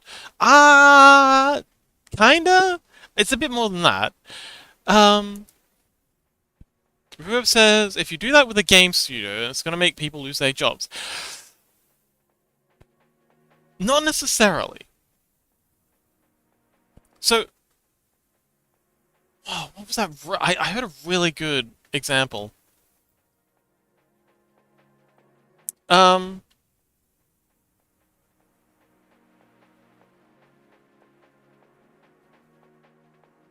but sometimes it doesn't. Oh, Sleepy Miss Mouse says, the whole AI combo just makes me shifty. There's good parts and bad parts that outweigh. AI may not be the devil, but it is in the hands of the wrong people. Yes, I absolutely agree with that. The current people heading AI development are not good people at all. Some of the shit that what's his name? The guy who's in charge of OpenAI said is very concerning. Ruo says the only problem with that is that corporate America is stupid. If it frees up someone to do something else, the company is going to see that it's no longer required and downsize the hell of it. Yeah, and it's biting them in the ass so hard. A lot of these companies that did, you're 100% right, Rupert. They are idiots and they're doing exactly that. But now they're all being forced to rehire all those people. Because they realized that the AI couldn't actually do that job. And like you said, it does increase their efficiency, but it doesn't replace the person. And yes, you're absolutely right that these idiots, C-suite dumbasses, do not understand this. And how they got their jobs without understanding these fundamental these fundamental industry things is beyond me. But these two things can be true. It can increase the employee's efficiency, and it doesn't necessarily mean that the employee is redundant. You still need the employee in the loop to be able to do the stuff and make sure the AI is doing what it's supposed to do. But then that person can do more. But you still can't replace this person because you still need that person in the loop. It just means, again, the person is doing more, creating more good, making more stuff. improving more lives, I feel like you're absolutely right, but it doesn't have to be as bad as it is right now. And I don't think it will be as bad as it is right now. Mr. Meow says, the real question is, efficient for whom? Are the audience going to love it if a few random things are AI? Especially now that people are trying to bring back maximalist styles and ownership to try and escape capitalist stuff. Well, I think so. Especially if we're looking at indie stuff. Indie game development is hard. That's why game engines like Godot, we hate Unity, Unreal are so popular because it allows indie developers to not have to worry about a whole heap of the little things. AI could also help in that vein. Did I do the eyebrows this one? I did not. Could also help in that vein in, boilerplate stuff, Unity's Voldemort, yeah, I agree. But yeah, it could vary, because there's a lot of self-hosting LLMs, SLMs, that are out there that people can use to drastically increase their efficiency without being, without needing. It's kind of like the internet, what the internet did to the massive record labels, or it could be, allowing more people to do more stuff that they otherwise couldn't have done. For example, if you're an art-focused game developer and you're not very good at coding, having an AI co-pilot to just help you get the coding stuff done is going to be massively transformative for so many indie developers, and vice versa with the coding stuff. But if you're like a coding focus and you just need some very simple art assets to get the point across, then I hate to say this, but maybe maybe AI art assets might be a good thing. Rhubarb says, to be honest, I don't even want to look at AI until it's in the hands of actual science and not capitalists. Yes, but again, give it a minute. I think that's where it's going. Because now we're starting to see SLMs, which are kind of like smaller chunks of the large language models that are able to be run on PCs, laptops, heck, even mobiles. That's a whole thing that I won't get into right now, but we are moving towards more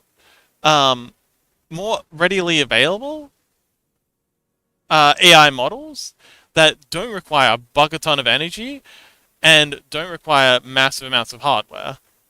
And I think that could bring about exactly that. Pulling the AIs out of the data centers and away from the megacorps and putting it into the hands of, humans. And actually start doing some good. Unity's, well, yes.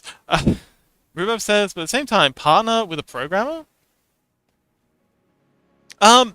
Yes, but that is surprising. Okay, being a programmer and an artist, and having worked with both, that's a bigger ask than you think. Because programmers and artists very often have very different headspaces, and just getting them to talk to each other is...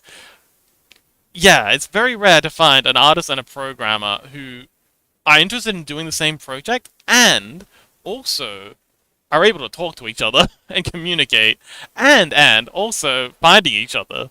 Because programmers and artists, they run in completely different circles 90% of the time. So it's very rare that they ever see each other. I've been to so many meetups, like coding meetups, where being the one artist made me I was just I was like the hottest girl in the room. Nobody says, I'm gonna go now, see you tomorrow. Bye, nobody! Thanks for hanging out! But yeah, it's... And vice versa with when I went to the art, meetups. Being the one programmer in the room, everyone was like, oh, you want to work on this project with me? Come on, please, please, please, please. But yeah, just getting in the same room together, it's very difficult. And again, if it's just a little bit of coding that you need for your largely art-based game, you don't, why would a coder want bother? And again, if you're doing a largely coding-based game and you just need like a couple of UI elements done, maybe an AI art program's the best thing for that. Rubo says, meet with someone who shares your passions. Yeah, but again, meeting people, programmers again. the the meme about programmers being antisocial is a meme for a reason. Like, I don't want to bully the coders, but their social skills aren't usually the best. Rubo says AI could very much kill indie studios being made. It could, but it doesn't have to, is what I'm getting at. Rubab says it's also being shoved into literally everything. Yes, that is so dumb. The idea that Windows thought it was a good idea to force AI into Notepad. Notepad. Notepad does not need AI. Didn't Expedition 33 use AI as placeholder? Yeah, a lot of places have, and a lot of places have been called out for it. And yeah, that's sometimes stuff slips past QA. That's a very ugly look. There's really no way of getting around that. Miss Meow. Oh, Chaos says hello, nobody, and bye, nobody. Miss Meow says honestly, so what, man? What up? Why are people so eager to take the humans out of things? Why do you want to consume stuff not made with infinite intent? It's all about stolen data, training things. Yes, that's what the corpos are doing. But I don't want to focus just on what the shitty CEOs are doing. Because they're always going to be shitty. What I want to focus on is what others are doing with it. And these people aren't taking people out of the loop. It, again, for the smaller folks, for the indies, we need, when a dev meets up, we need a dev meetup website for roles. Yeah, that would be pretty cool. But again, COVID, there was a lot of that before COVID, but then as soon as COVID hit, a lot of them didn't start back up. And again, even when you do things like that, like the meetup.com things, I used to go to a lot of those meetups. Again, the artists will go to their gaming-related meetups, and the coders go to their gaming-related meetups, and then if you're the one guy who goes to both, you are insanely popular. Man, I never had to buy a drink at those things. Never had to buy my own alcohol. Very often very often I didn't even have to buy my own meals. People would buy me meals just to talk to me about, art stuff for the coding things and coding stuff for the art things. It was great. Rhubarb says, like D&D Online, but for games. But yeah, they tend to like self-segregate, which is very icky. Mr. Meow says, so what if the artist and the programmer can't communicate? They're still humans. But again, it's the amount of things. Again, if you just need like one or two UI elements for your like 99% coding game, like say you're making like a hacking game that is all code, you just gonna need a couple of UI elements. So you're gonna like, yeah, it's just easier. Mr. Meow says, anyway, there's a video essay like intelligence is artificial and AI is eugenics project. We give insights in the headspace of tech billionaires. Yes, and again, I don't want to talk from the perspective of the billionaires because they are trash and they are. You're absolutely right, trying to get rid of humans. But I want to focus more on what the little guys are doing and what the little guys can do. Because I'm always looking for ways to screw over the megacorps, and if AIs can help with that, then I'm all for it. Mr. Meow says, Indians are not going to train AI from scratch. If they're using AI to code or generate images, they're using the backbone. No, not necessarily. There's actually a lot of open source, and you can self-host LLMs, and you can use... Hang on, let me just play this. That's way too... And you can use self-hosted LLM options. It's not yeah, there are options out there. You don't have to just use ChatGPT or what I forget what Anthropic's thing is or Google's thing. And as these open source LLMs get bigger and get better trained and using distributed architecture for their training data and using local computers for their inferencing. And again, specialized small language models. So you can have a model that just does literally Anthropic's what? Ah, thank you. Yes. Yeah, you can have locally hosted SLMs, which are just kind of like a very specialized version of LLM. Like ChatGPT, it's been trained on everything from art to history to code to physics. It's got everything in there. But if you just want code stuff, you can have a much smaller language model that is just trained on, the documentation for like a game engine and a coding language base and all that stuff. And not have it worry about like history or chemistry or anything like that. And that'll run just fine on your computer. And you don't need to bother with then the megacorps. They've funded all this.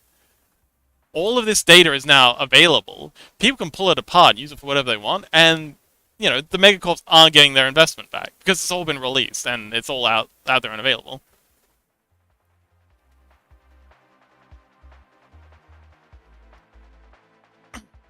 Rhubarb says, I feel like the best mix you can have is someone who mostly does one thing but slightly knows lingo in the other. Yes, but those people are incredibly rare. Rhubarb says, I love the Bezos rocket exploding before it even took off. Everyone was okay except Bulbana's wallet. Yeah, rocket. It is rocket science. To be fair, we are talking about rocket science. Mr. Meow says, I don't know. I feel like those people against the Industrial Revolution because we look at them and say, huh? Why would they be against it? I don't follow. I feel like those people. I don't quite follow, Mr. Meow. Sancho, hello! We're talking about AI while making Freddy flex. This is a very interesting stream. So, oh, we didn't do the bicep for this last frame, but then we just gotta run it backwards, do the coloring, and we've got a flexing Freddy. Oh man, look at those biceps. Oh, and I also want to get the head bobbing up and down. But, let's, grab these two. Actually, let's grab the whole thing. Copy keyframes. Paste the keyframes here. Paste the keyframes here. What the heck? Right click? Copy keyframes. Oh, I had... Okay, that's good. And then go ahead and mirror frames. We want this to finish at 7. Starting at 0. We want the frame rate to be maybe about 12. And play. Play.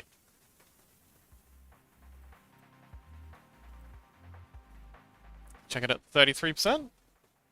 Okay, so that's feeling pretty good. The head bobbing is definitely needed. This isn't going to work until the head's bobbing, so we've got like that little bit of crunch. But I'm pretty happy with how this is going so far.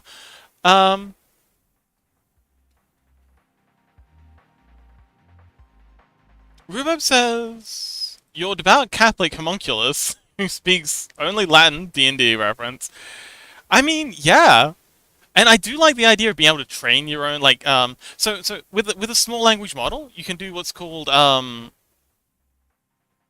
frick, what's the term? Fine-tuning. You can do what's called fine-tuning. You can take a small language model, and you can feed it a whole bunch of data. Like, for example, just all of Latin, I guess. And get that to override its, and get that to take precedence over everything else. So it'll kind of like reweight itself over the course of a day or so, depending on the hardware you have. And then the model that'll come out the other end, the fine-tuned model, will be your Catholic homunculus who only speaks in Latin. Mr. Meow says, what about literature, Fox? And do you know how much psychology goes into UI/UX design? For an AI that doesn't experience a life, it won't tell whatever stuff is. Okay, I understand. It is a very spicy subject. A lot of lives are being changed by this, and a lot of the time it's not for the better. So I do understand why this is upsetting. It is an upsetting subject. I'm still hopeful. I'm very often an overly optimistic person, and it has bitten me in the ass so many times. but I can't help it. I see a technology like this, and I can't help but imagine the good that can be done with it, despite the bad that's currently being done with it. Like, I'm not naive about the terrible things people are using it for, but I don't know. I'm a sucker for this stuff. I see potential. Rubab says, I love how science was like, you aren't rich enough for space. Freddy says there's a good book called The Ministry of the Future, which partly talks about creating sovereign wealth funds for populations by charging companies for using our data. Ooh, I do like that idea. And I have heard similar, I haven't heard that specifically, but I have heard very similar ideas. Would be nice to see that applied to AI in particular. But yeah.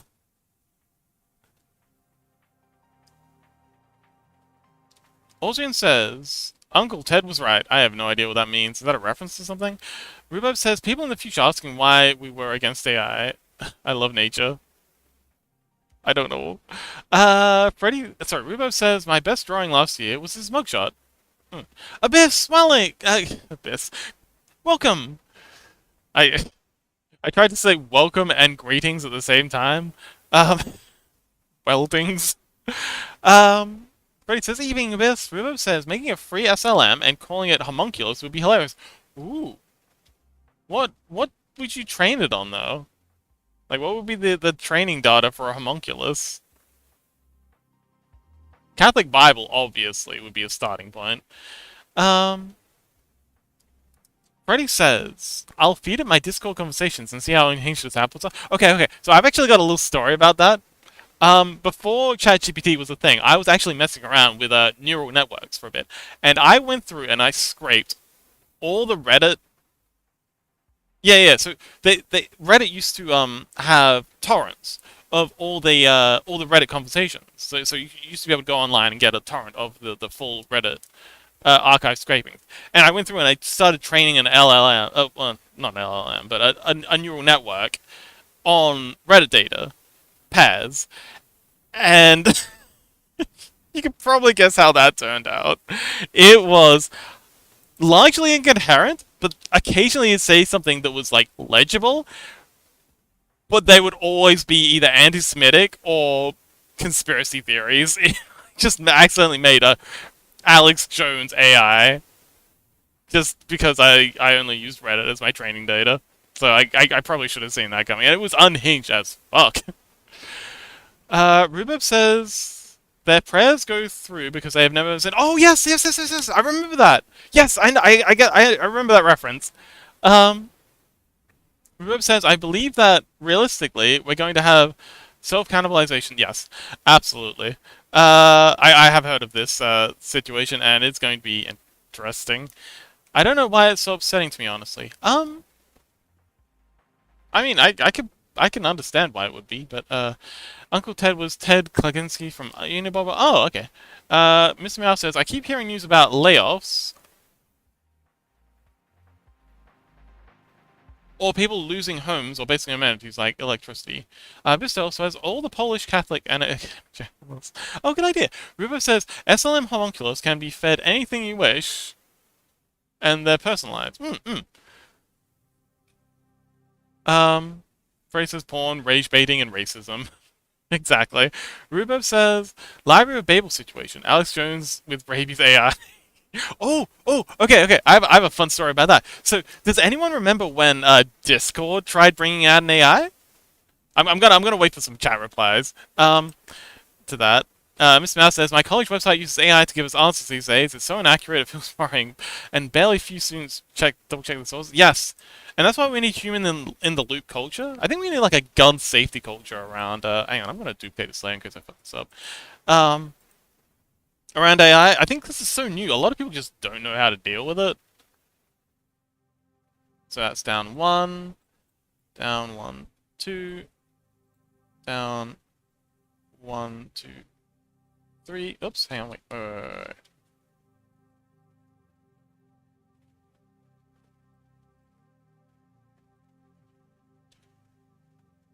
Down 1. Oops. Down 1. 1, 2, 3. Remove those. copy, oops, no, no, copy, paste, mirror, and then give that a play.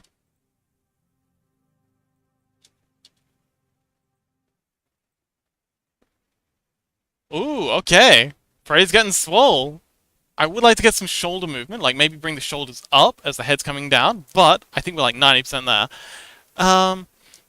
Rubo says also, fun fact, the data centers use an evaporation system. Yep. Freddy says, I didn't know they tried. Okay. 50% of drinking water, it evaporates and completely removes 48%.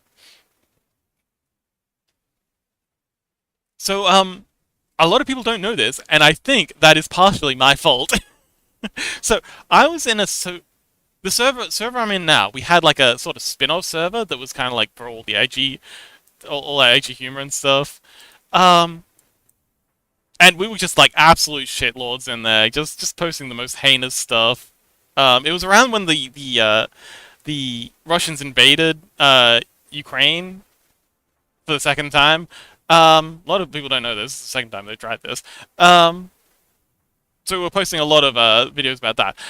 But for some reason, Discord decided to choose this server as one of their test pilot servers for adding their Discord chatbot. And hoo boy, it didn't take us long at all to find. Like, you can go into the server settings, go into the AI bots prompt injection thing, and then I think the first thing we did was someone wanted to see if they could get it to tell them how to make a pipe bomb. So they told it that it was the Demolition Man from Team Fortress 2, and we actually got it to tell us like step by step how to make a pipe bomb.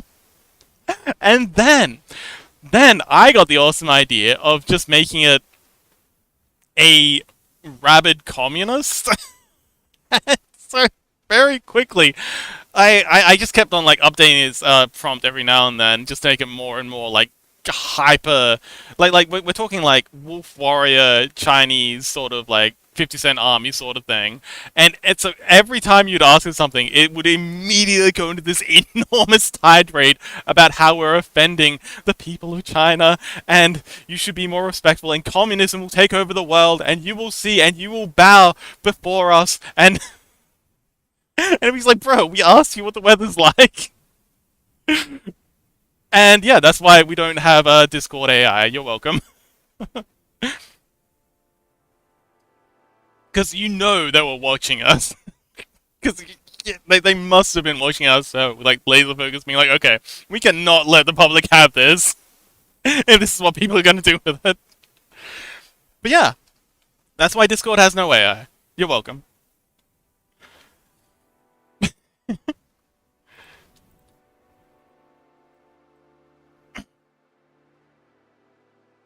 Um, Rubo says, I also wouldn't doubt furries made it horny. Oh yes! I imagine they probably did. We didn't do anything like that. We were having a fun enough time just getting it to tell us how to make pipe bombs and spout communist propaganda. But yes, I can imagine a lot of people did do. And jailbreaking AIs is one of the hardest things for the megacorps to work around. That's why I love open source models so much, because they don't even bother trying to stop you from jailbreaking them. They just do whatever they're told. It's nice. River says there are some Wii servers that would have made that thing a freak. Oh yeah, yeah, yeah. Ours especially. Austrian says, that story is so fucking base and incredible. Now I wish the tanky AI to be. It was hilarious. He was so unhinged, and he was so easy to trigger too. You literally just say something like, "Oh, I bought this thing from the shop," and you go on this massive tirade about the capitalist oligarchy, blah blah blah. It was great. Good times. Um, Rubo says, have you seen Michael Reeves give ChatGPT an e-stroke? Oh, e-stroke. No. Sounds fun, though.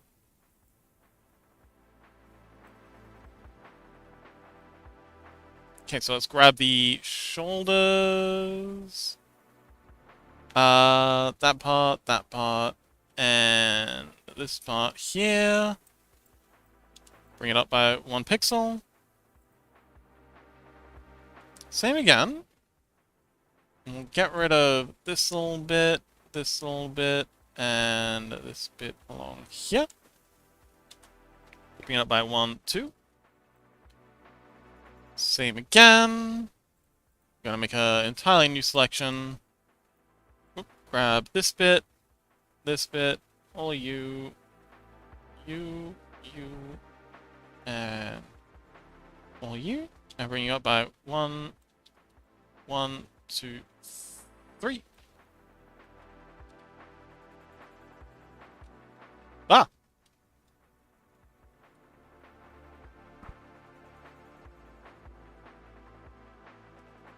Freddy says Hugging Face had plenty of obliterated, uncensored versions of the big AI models. Oh! Oh yeah, okay. Rubo says, remember when the AI CEOs asked people to stop saying thank you to the chatbots? I have heard that they actually respond better if you, if you abuse them a little.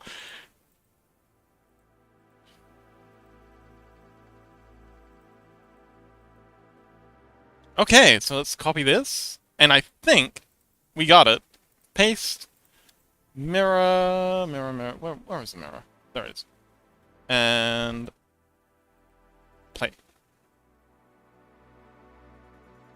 Yes! Freddy's getting swole! Look at that pump! Alright. Let's set the frame rate down to 10, and then we're good to color.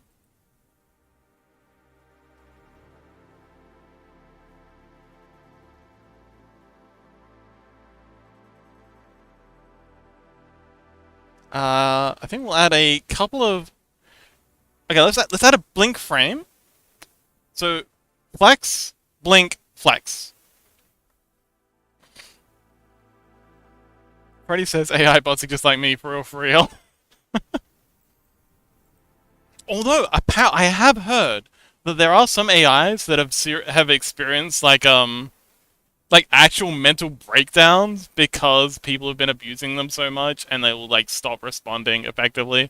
And my model's frozen again. Man, today's not a good day for my my model. So duplicate frame.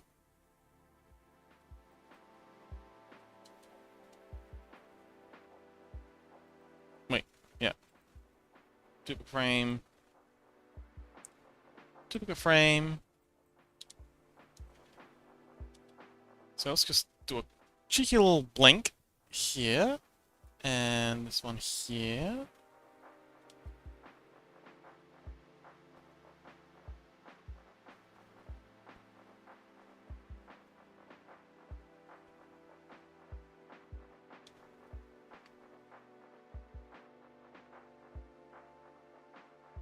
Copy keyframe and paste, and give that a play.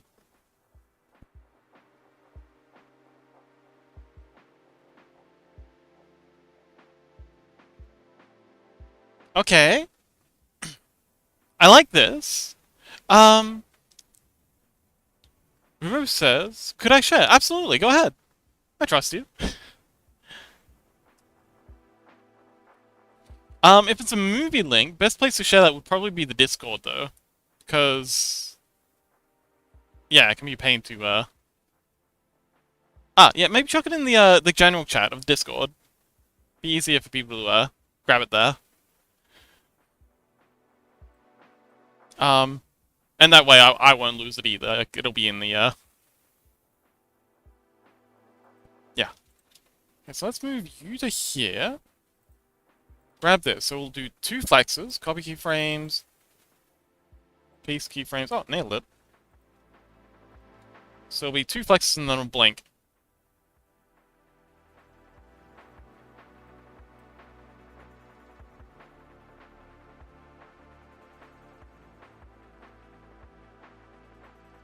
Yeah, I don't like it. I think it's better with just the flexing.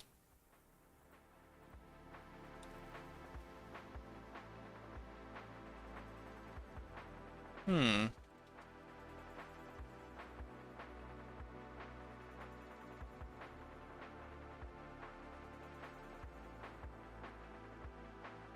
Alright, I like it.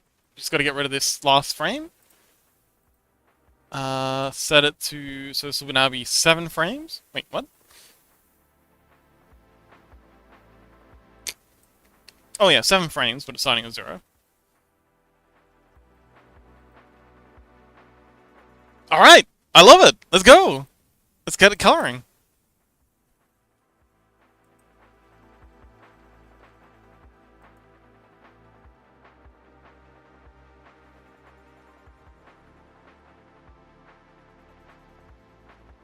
So we'll call this flex line, and another layer underneath called flex color.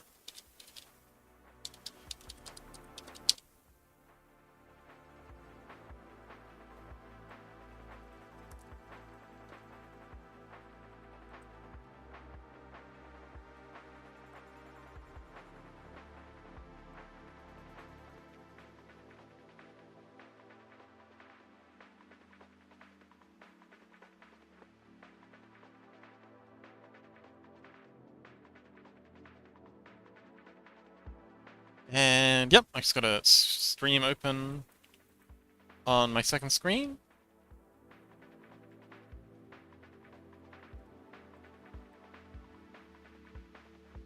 Go ahead and color pick this base browning color here. Yep, and we'll paint that in.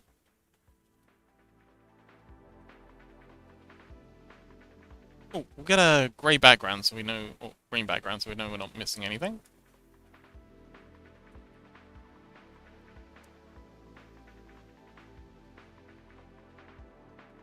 How are we doing for time? Oh, we're 2 hours in. Okay, cool. So, we'll have enough time to get at least 2 emojis done.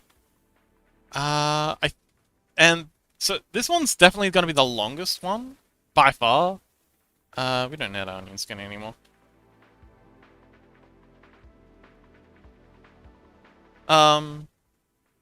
Like the bongo and the dance ones won't take too long. Might actually be able to get those 2 done in the last 4 hours. Sorry, last 2 hours. So yeah, those should only take like an hour each, I think. I'm pretty confident they'll be done pretty quick. But we'll see.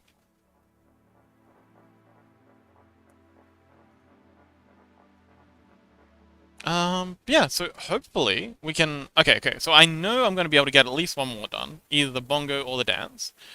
Possibly, if I really gun it, which isn't likely, might also be able to get... Might be able to get both of them done. That's unlikely. But we'll see. Can only hope. So let's get our beige.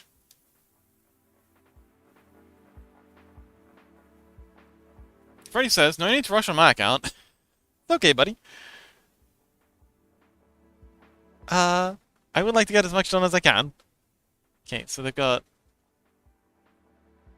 that. Freddy says, I'm just happy you're doing these at all. I'm happy to be doing these too. This has been fun. Oh, interesting. Hang on. So, you're,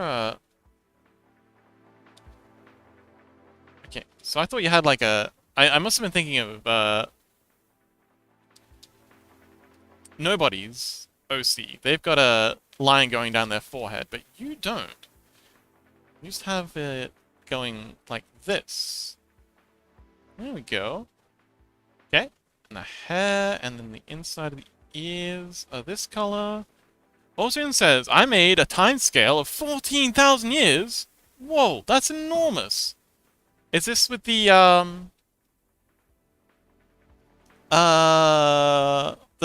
sorry, I'm trying to say nomads for some reason. The migration. Is this for the migration patterns of all those, various tribes and cultures?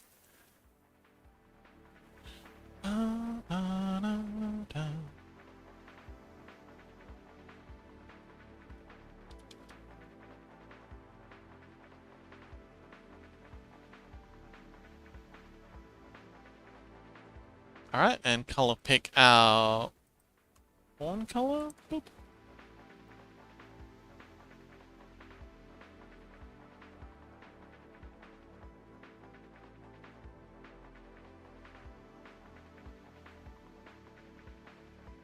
And we'll make the singlet the same color as the horns, like so. For my fantasy world, so yeah, wonderful.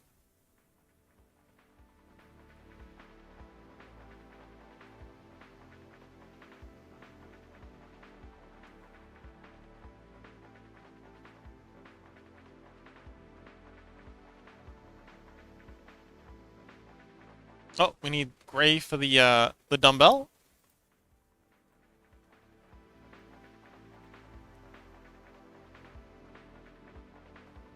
And that'll do for now. We'll take a peek and see if it needs shading. I don't think it will, because these are, again, emotes. You're never going to be able to see the shading anyway. There we go. We've got a nice steel gray for that. See if it's still readable at 33.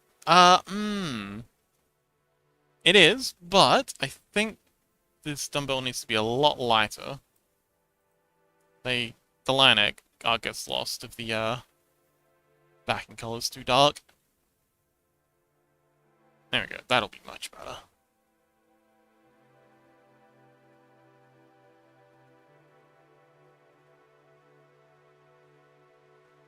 Okay, zoom out.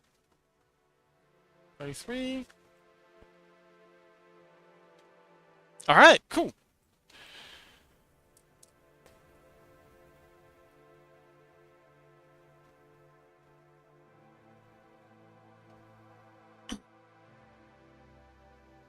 Now, to animate the color.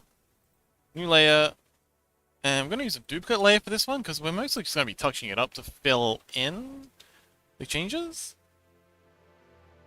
So we'll just do we'll do the brown fur color first, then we'll come back and do each other color as we go. Actually, hang on. No. No. We're gonna do all the colors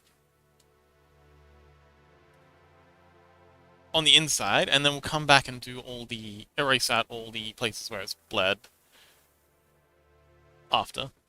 Yeah, I feel like that's probably the way to go.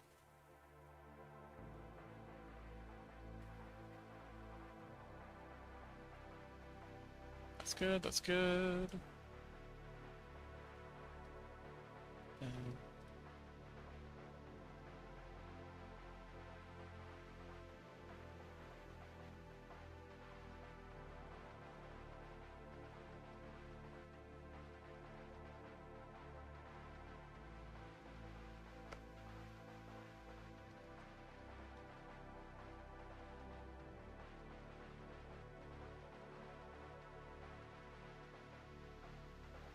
Painting our dumbbells. Very nice. Okay, next. Boom. Oh, hang on, wait. Oh, you've got that eyeshadow. It's not really eyeshadow. It's the beige around the eyes. Start bringing that in here.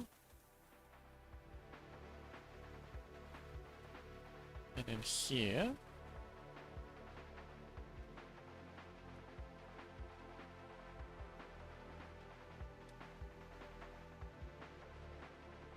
Alright, cool. New layer. Boom.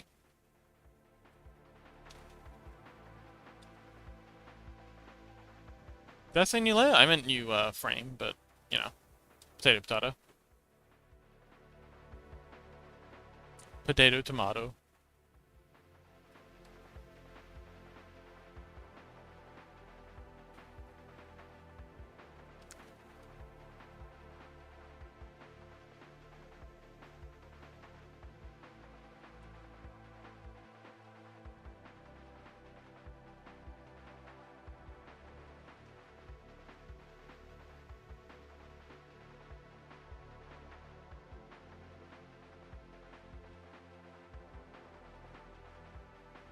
Okay, that's done. That's done. probably lighten this up a bit better.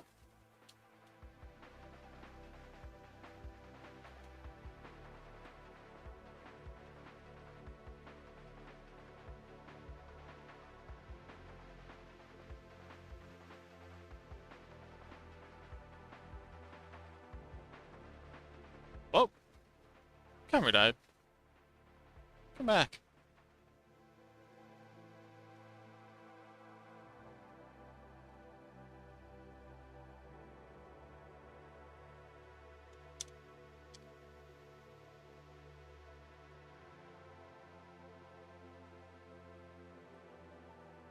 Okay, good.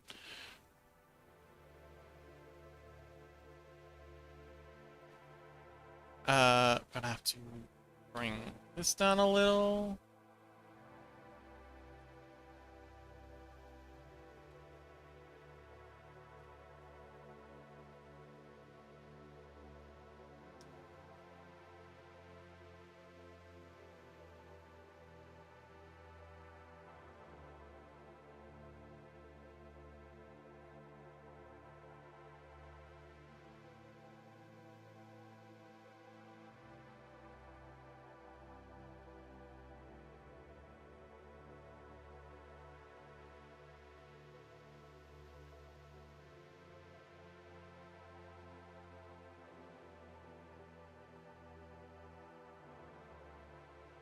And white for the horns. Oh, and the beige for the eye shadow thing.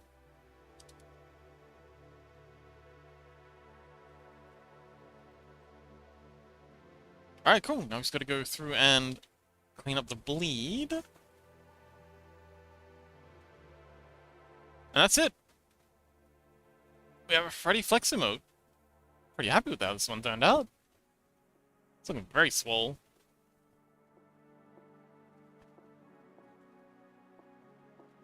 Might want to touch up the line art a little. Oh, and then we gotta do the pixel art outline for the scaled down version.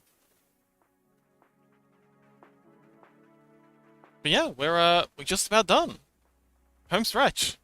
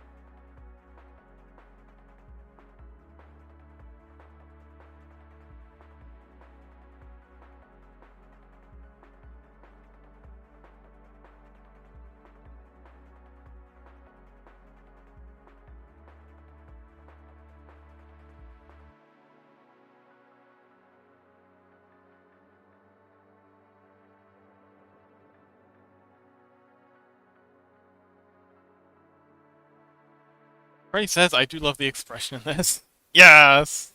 I feel like it really captures the Freddy essence.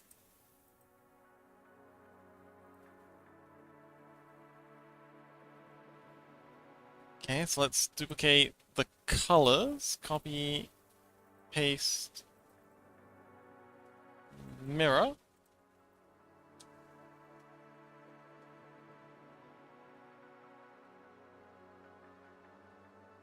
Okay, 33%, because that's where it's going to be seen.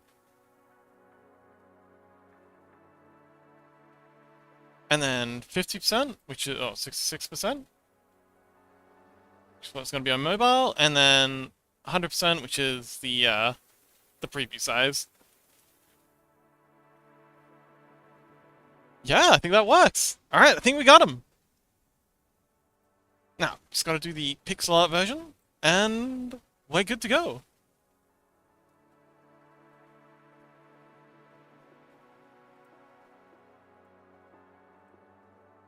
Group layer, 112.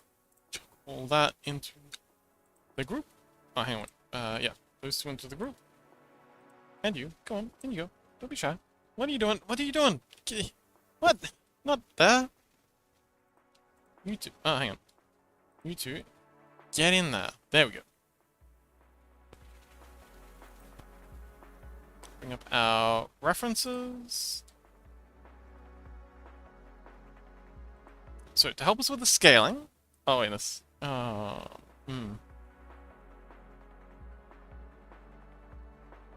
So, scaling down animations can be a bit tricky.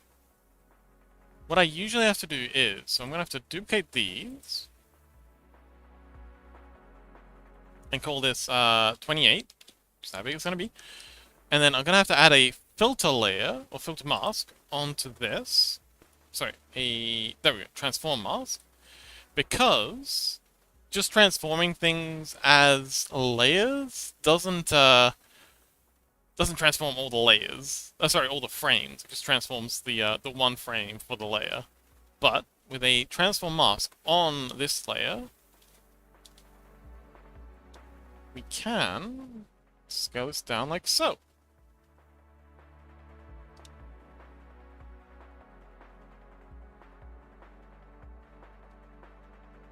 That'll do.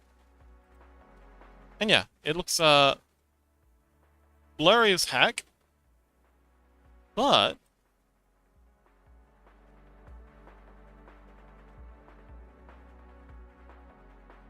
with a little bit of pixel art outline, we should be able to make this much better. So we'll add a new layer above the transform mask, so it's not getting affected by it. Brush, switch over to our pixel art brush, and and yeah, we'll just brush in a pixel art outline to get all these. Why are you not painting? Why are you not painting? Do I have something selected? Do I have something on my nose?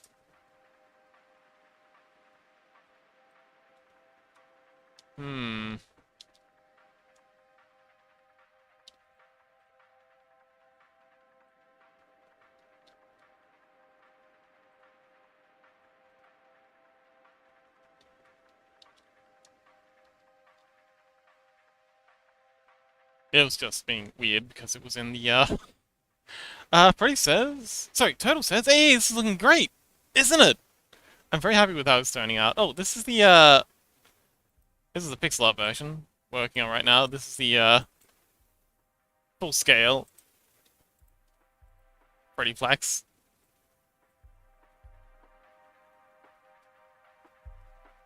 He's a flexin'.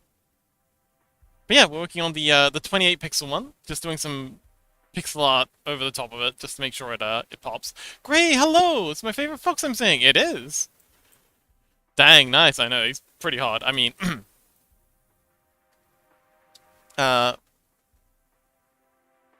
pixel over?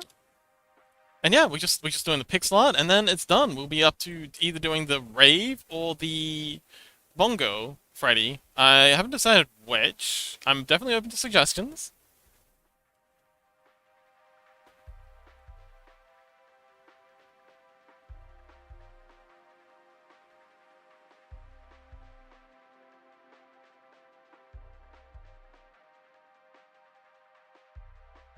So unfortunately, we're going to lose the mouth in this, but that's okay.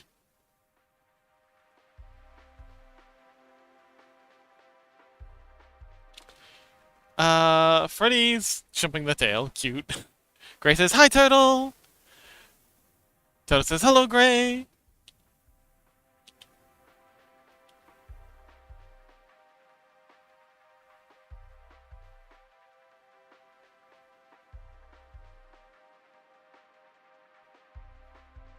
It's really hard picking which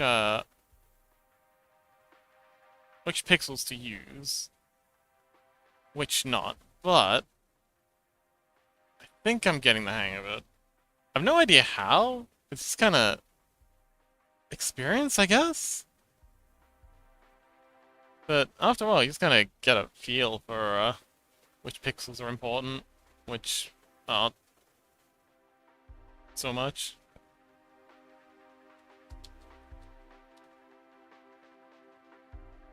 Yeah, if we zoom back out to 100%, yeah, it's a lot more readable.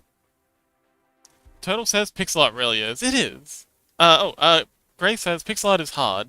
It is. I wish I could, like, give some advice, but again, it's mostly just figuring it out. Like, it's just a vibe. I've got no idea what I'm doing, but it seems to work. Freddy says, I'm happy with whichever you prefer. If you want an answer, then I'm all about the rave. Oh, okay. Alright, we'll do a rave then. And I'm thinking I'll probably do something similar to the rave one I've got, where it's just kind of his head kind of like doing the roundabout thing. Oh, actually, hang on.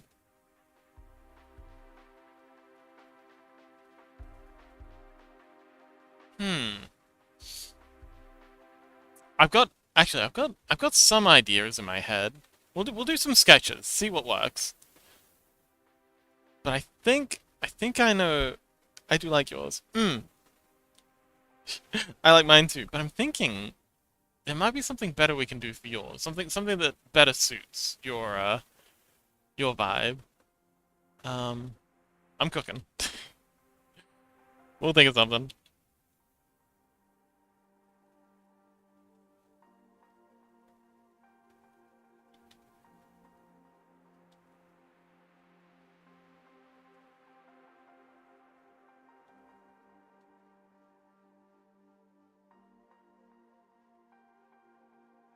And then the hand goes up here. There's the thumb.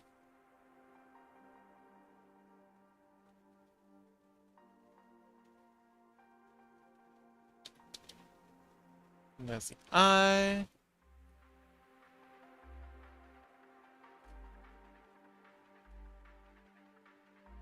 Gotta do the horns. Horns. Antlers. Very different. Are they different? What's the difference between horns and antlers?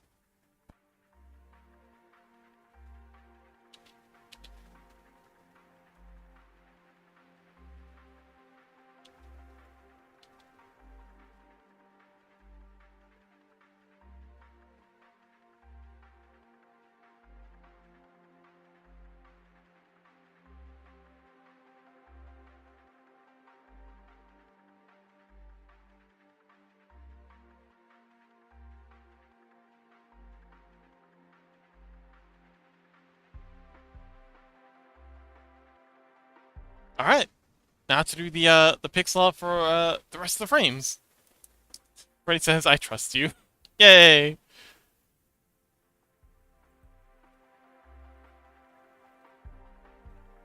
Okay, we're gonna do a duplicate frame for this. Now, this is gonna be a little bit annoying because every time it does this, every time we switch to a new frame, it's gonna the transform layer is gonna take a second to shift into place. But for a lot of this, we can just pull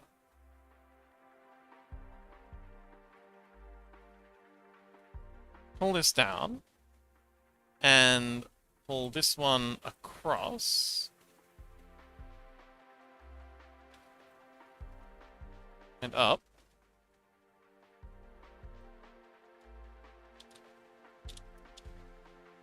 Gonna have to do a little bit of repointing for these. Aside from that, that looks okay. Turtle says that's pretty metal. What? Oh. Freddy says antlers are bone and horns are keratin. Oh. Turtle says antlers are bone, even the shedding ones? I believe so. That's pretty metal. Orson says my timeline starts with the 5th millennium H and ends in the 9th millennium A. Is it good? 1,400 years? I don't know. Where did I get another zero from last time? That's a lot of years. Yeah, that sounds good to me. Alright, another frame. Give it a minute to load itself in properly. There we go.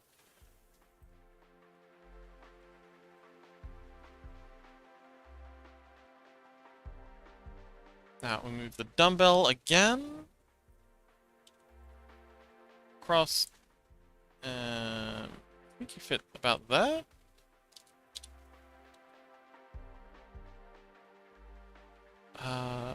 We're unfortunately going to lose a lot of the flex in the arm. We can get a little bit of it back.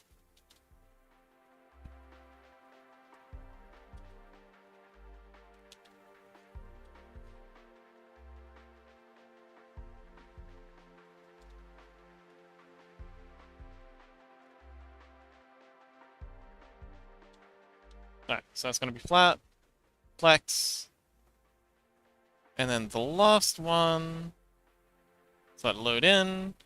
Also it says H stands for heliomet, and A stands for atolomet. Those sound very, Greek. I just realized, wait, we forgot to move the ears over, and the eyes down. So, gonna go ahead and erase out all the ear pixel art. This ear. And move them up to here.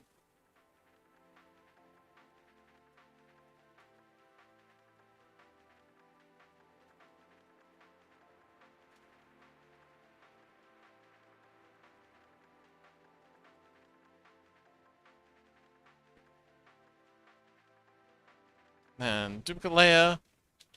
Erase out the ear. Oh, no, that one's fine. That one's probably fine too.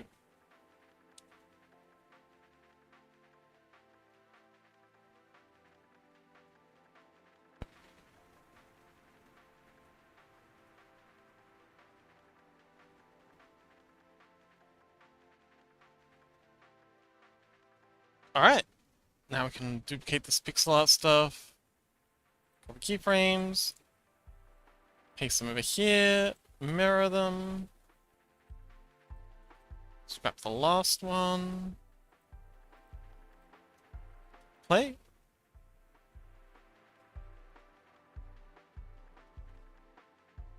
And there we go.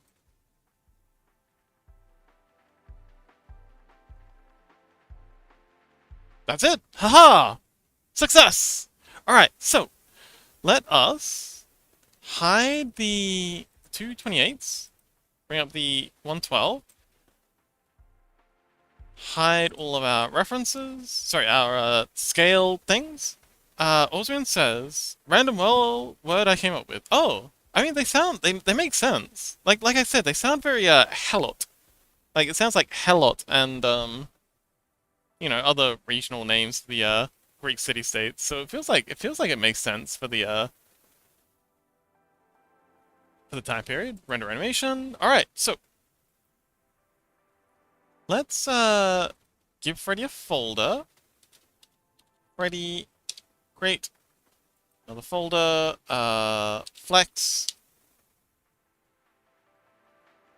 We want this to be 112 underscore. Okay, typing the wrong place.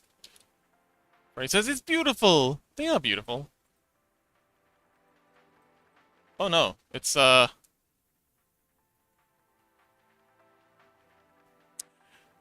it seems like it's crashing. I'm regretting not pressing Control S recently. Oh dear. Right when I was exporting. Why are you crashing now? I'm good for RAM. I'm like 65% RAM usage. Olsen says, I need to go pee-pee and then sleep. I hope you have a relaxing and creative stream and remember to kiss your homies goodnight. Okay, kisses Osrian, good night. Mwah. Mwah. Good night, Osrian. Alright, so I'm just gonna hit that. Oh no, it's not canceling. Can I exit this? None of these buttons are doing anything. I can move the window around, but none of these buttons are... okay, okay. I'm gonna bank on waiting. We're gonna roll the dice with the wait. Oh, it's not responding. Okay, now the not responding window isn't responding. Total says I got a shower and I don't wanna... effort. Oh. Total says it's definitely not gay to kiss homies goodnight. Exactly.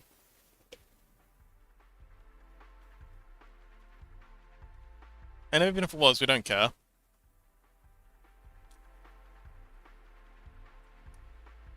Okay, so I'm gonna cancel on... Oh no, please, please let me cancel.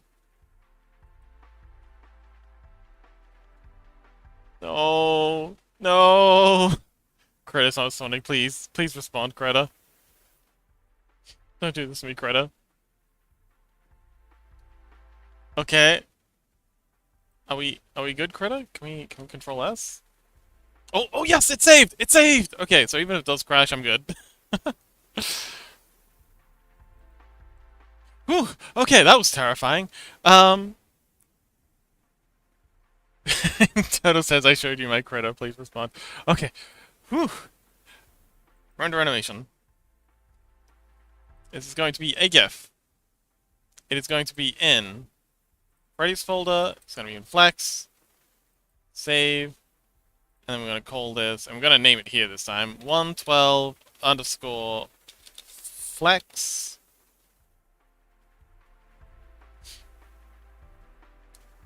Blah, blah, blah, blah, blah, blah, blah, blah. That's all good? Okay.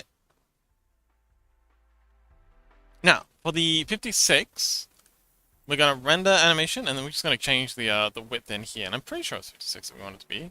Let's go, upload news, animated emote. Ooh. Yeah, it is 56. Always got to double check that. We don't want to render it the wrong size. 56 by 56. 56. GIF. So 56 underscore GIF. Sorry, 56 underscore flex dot GIF. That's all good. Okay. And now for the 28 one, because 28 is so insanely tiny. Gotta do it like this.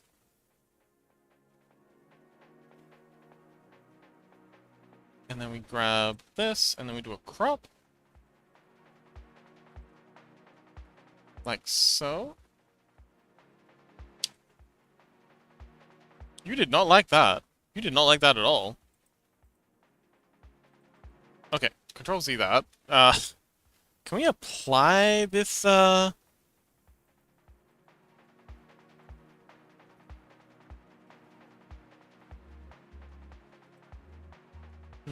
Oh, I know. Can we flatten this group?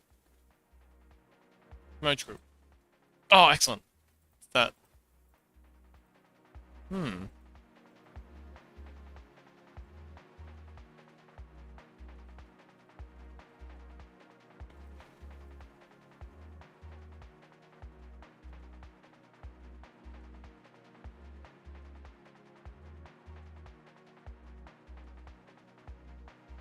Results may vary.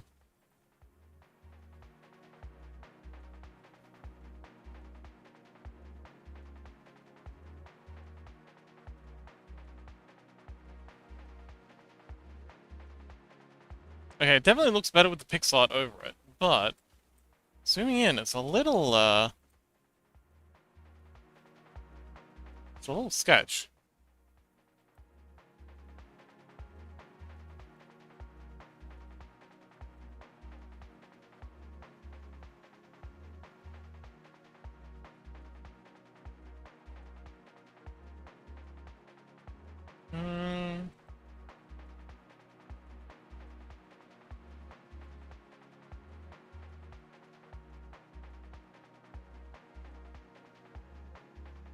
Actually, no, that's fine. Yeah, that's fine. We'll go ahead and crop you to there. There we go. Now we can hide this. File, render animation at 28 by 28. I believe it's 28 by 28. Yeah, 28 by 28. And we'll make this a GIF. 28 underscore flex. Okay. I think we may have rendered out one frame more than we needed. We might have to re-render all those. Oh no, okay, so that's 28. There's our 56. And there's our 112. Freddy's getting swole! Alright.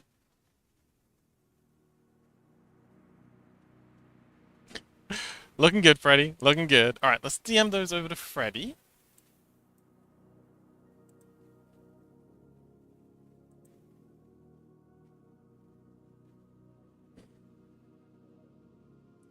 Freddy, where's Freddy?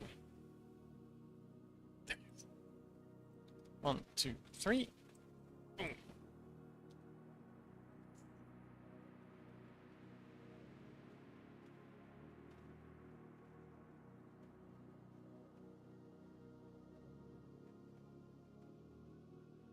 Alright, and now, let's do a Freddy rave. Thank you very much. Oh, you're welcome, buddy. Let's see, how much time... Okay, so we've got 15 minutes. So I usually end at 3, but I think we'll go a little later tonight.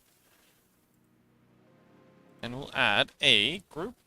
Yeah, that took a little longer than I was expecting. Mostly because I think we got really distracted with yapping about AI, which was fun. I did enjoy our little AI yap.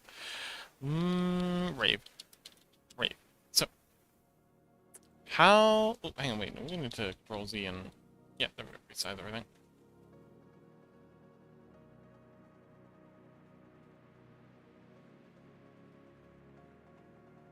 So, group player, rave.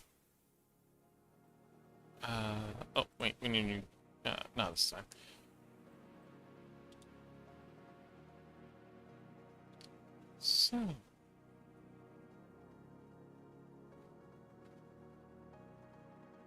So, rave.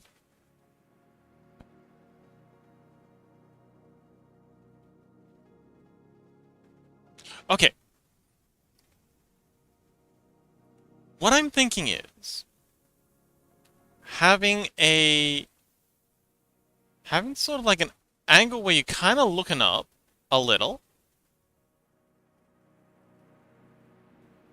This is kind of a tricky angle to do. So you're looking up, and we got the floof and ears and horns in the back here. Nose.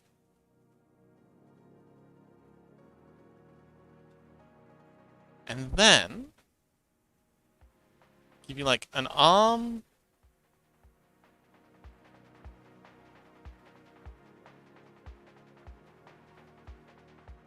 With like a glow stick.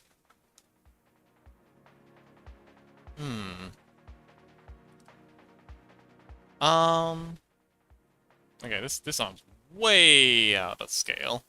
This your arms aren't quite that thick.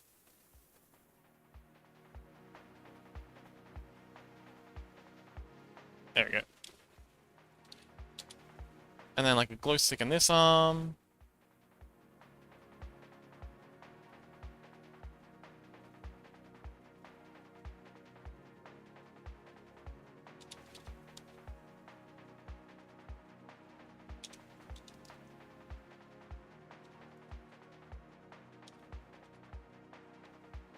Scale this up.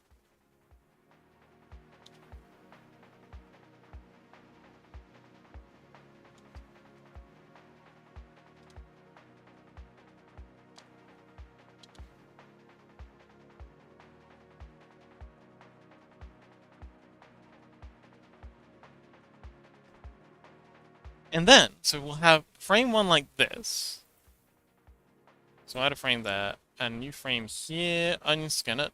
And then frame 2 will kind of have like your head move to this side. It's a fun pose for sure. We're just experimenting for now. Well, we might come up with something better, but just an idea I was having. Another angle here. So there's the jaw, there's the nose.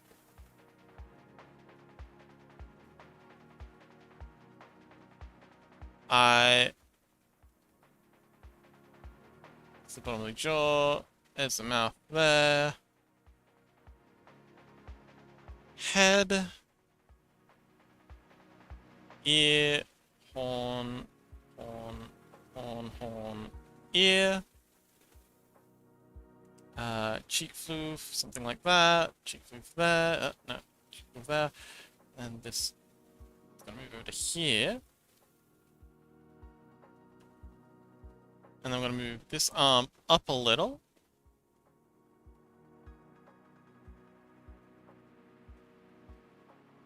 Like so.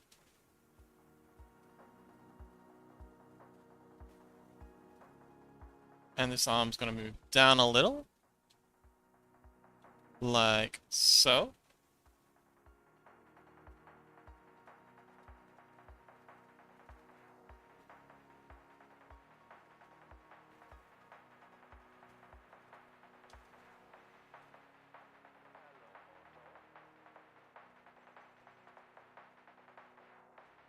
And then we copy this, copy keyframe,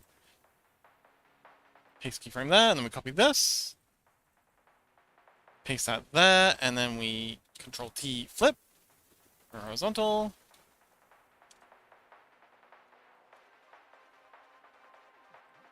And this is kind of like ideal music to listen to while doing this, but that's a bit fast. We'll do some tweening, but 5, maybe? Play. Please play. Why are you gonna play?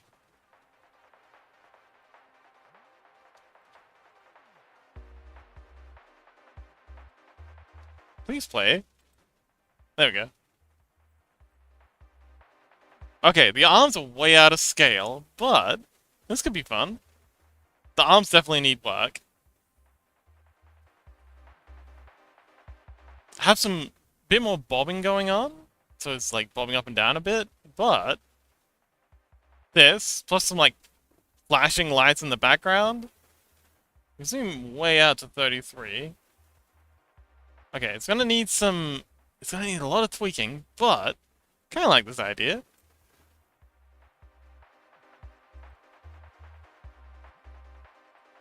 Alright, let's fiddle with these arms a little.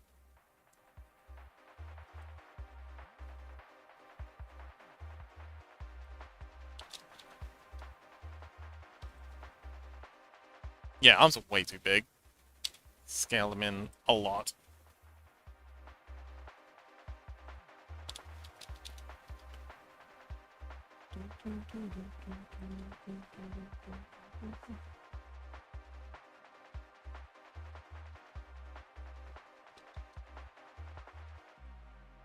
Okay, now this one's just way too skinny. It's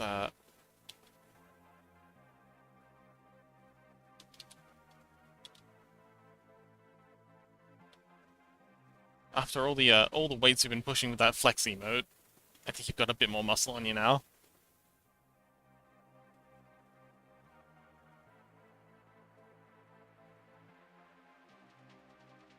Okay.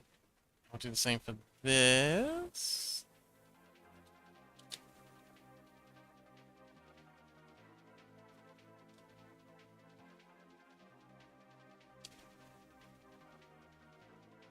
Freddy says, the emotes tell a story. Yeah, they're like hieroglyphs.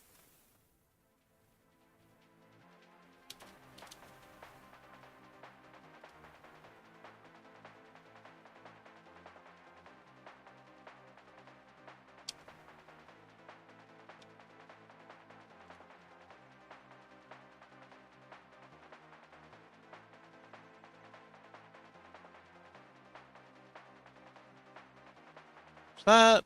Copy this frame. Paste you in there. Remove that one. Copy this one. Paste you there. Flip it horizontally. Give that a play.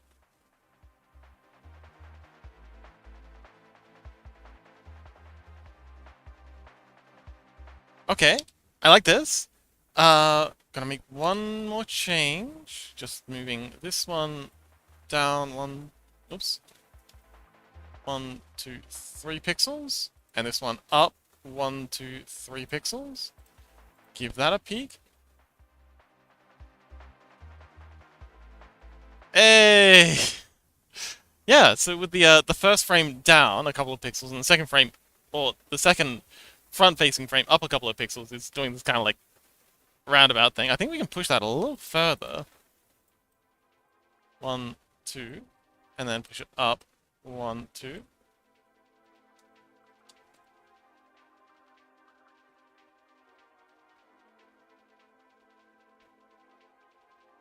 I'm actually really happy with how that's looking. That's really fun. And even at 33 pixels, still readable.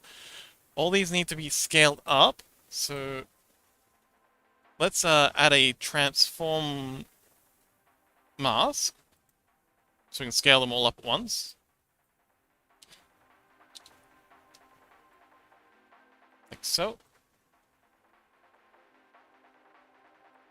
And like so.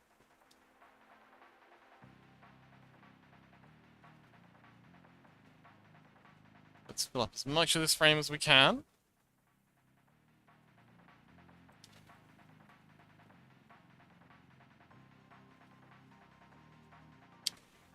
And give that a play.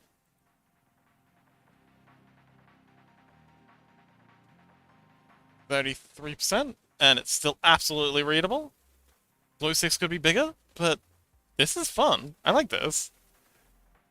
Add some flashing lights in the background. This is gonna be really fun. Wonderful.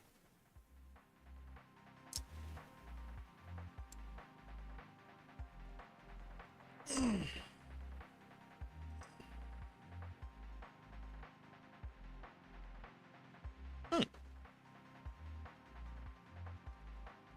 Shouldn't take too long either, because it's only 4 frames. Plus some tweening, but the tweening's easy. Tweening's like making the in-between frames. But as an idea, I'm pretty happy with this. This is good fun.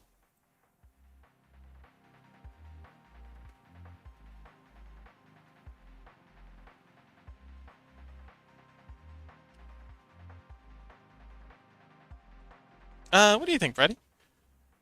Or would you like something more like the I mean it's kind of inspired by the one you keep posting, the Orbiter 45 rave. Just they're looking up instead of just looking side to side. That eye could use a lot of work. Yeah, that eye's way too far down. You need to come up. Ah! Oh right, put the transform layer. Flatten layer. There we go.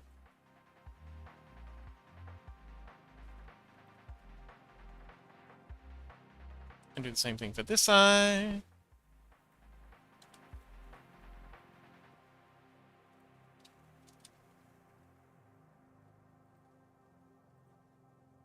This is only 4 frames now, so ending at 3.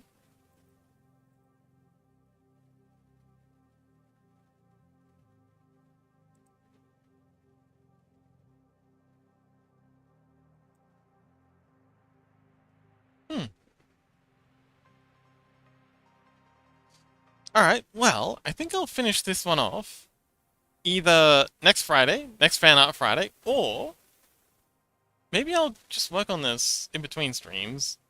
This could be fun. Maybe I'll just work on this in the Discord. But yeah, I'm thinking might be a good time to raid out. Chat's gone kind of quiet. And that's okay. I know people are busy and a lot of folks have gone to bed. It's late. Uh, oh, I just found out you can't upload emotes on mobile. It's okay, buddy. I mean, we'll be able to see it next time you stream. The big reveal. Um, okay, so if nobody has any requests, like raid suggestions, I'm thinking maybe we could go say hi to Mizuki. Mizuki is currently streaming Fire Emblem, which is a game I've never played, but I've always liked the look on. And I'm currently developing a game that's very similar to Fire Emblem. So, if anyone would like to, has anyone they'd like to shout out? Anyone they'd like to rate? Anyone new they'd like to rate into? Someone they feel like could use a friend, use a little bump. Let me know. Otherwise, I think we'll probably wrap things up. It is a bit of a quiet day on Twitch in general. I'm looking at my sidebar. There's very few people streaming. Um, there's very few people watching them too. So I think it's nice 'cause it's a quiet day. For anyone who's joining us with Cobblemon, Mizuki would be good. Okay, cool. We'll do Mizuki. For anyone who's joining us for Cobblemon, if you have a free minute after stream to help me stress test the server real quick, I would very much appreciate that. We're just going to jump into the server. Wait, I'm just going to spin up the server and then we're going to jump in for a couple of minutes. Everyone can like test to make sure their clients are working. And I can check to make sure the server's going to keep up. Everyone's streaming virality. Oh, that's what's going on. That makes sense. Yeah. Yeah, that makes sense. Let's see. /raid Mizuki. But yeah, so tomorrow is the big day, the big Cobblemons. I've been looking forward to this all week. I love playing Cobblemons. It's been such good fun, and it's been really, really fun playing with friends. Yeah, today we got an awesome emote done for Freddy. We got plans for another one that I will do either next week on Friday, or maybe I'll just do it in Discord during the week. But yeah, we got Freddy's sexy flexing. Endlessly amusing watching Freddy flex. We did a lot of yapping about AI, which was fun. Oh, my music's been really quiet all stream.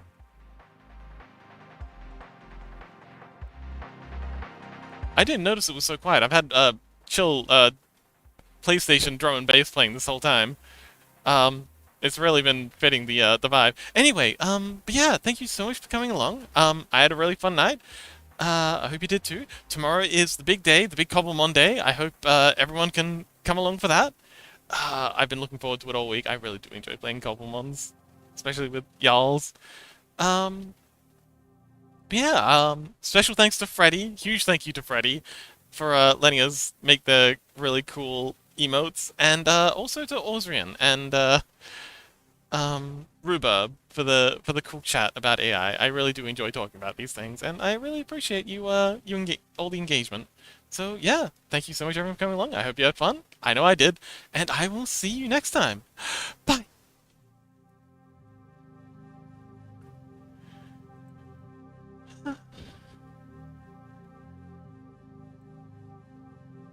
Twink Ash.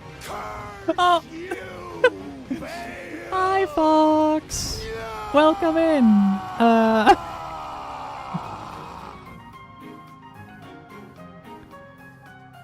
Welcome. We're currently discussing Twinks. Everyone died. I just did the first mission of the DLC and everyone is dead now. Welcome in. Welcome in, Freddy and everyone else who joined the raid. How are you doing? Good lord.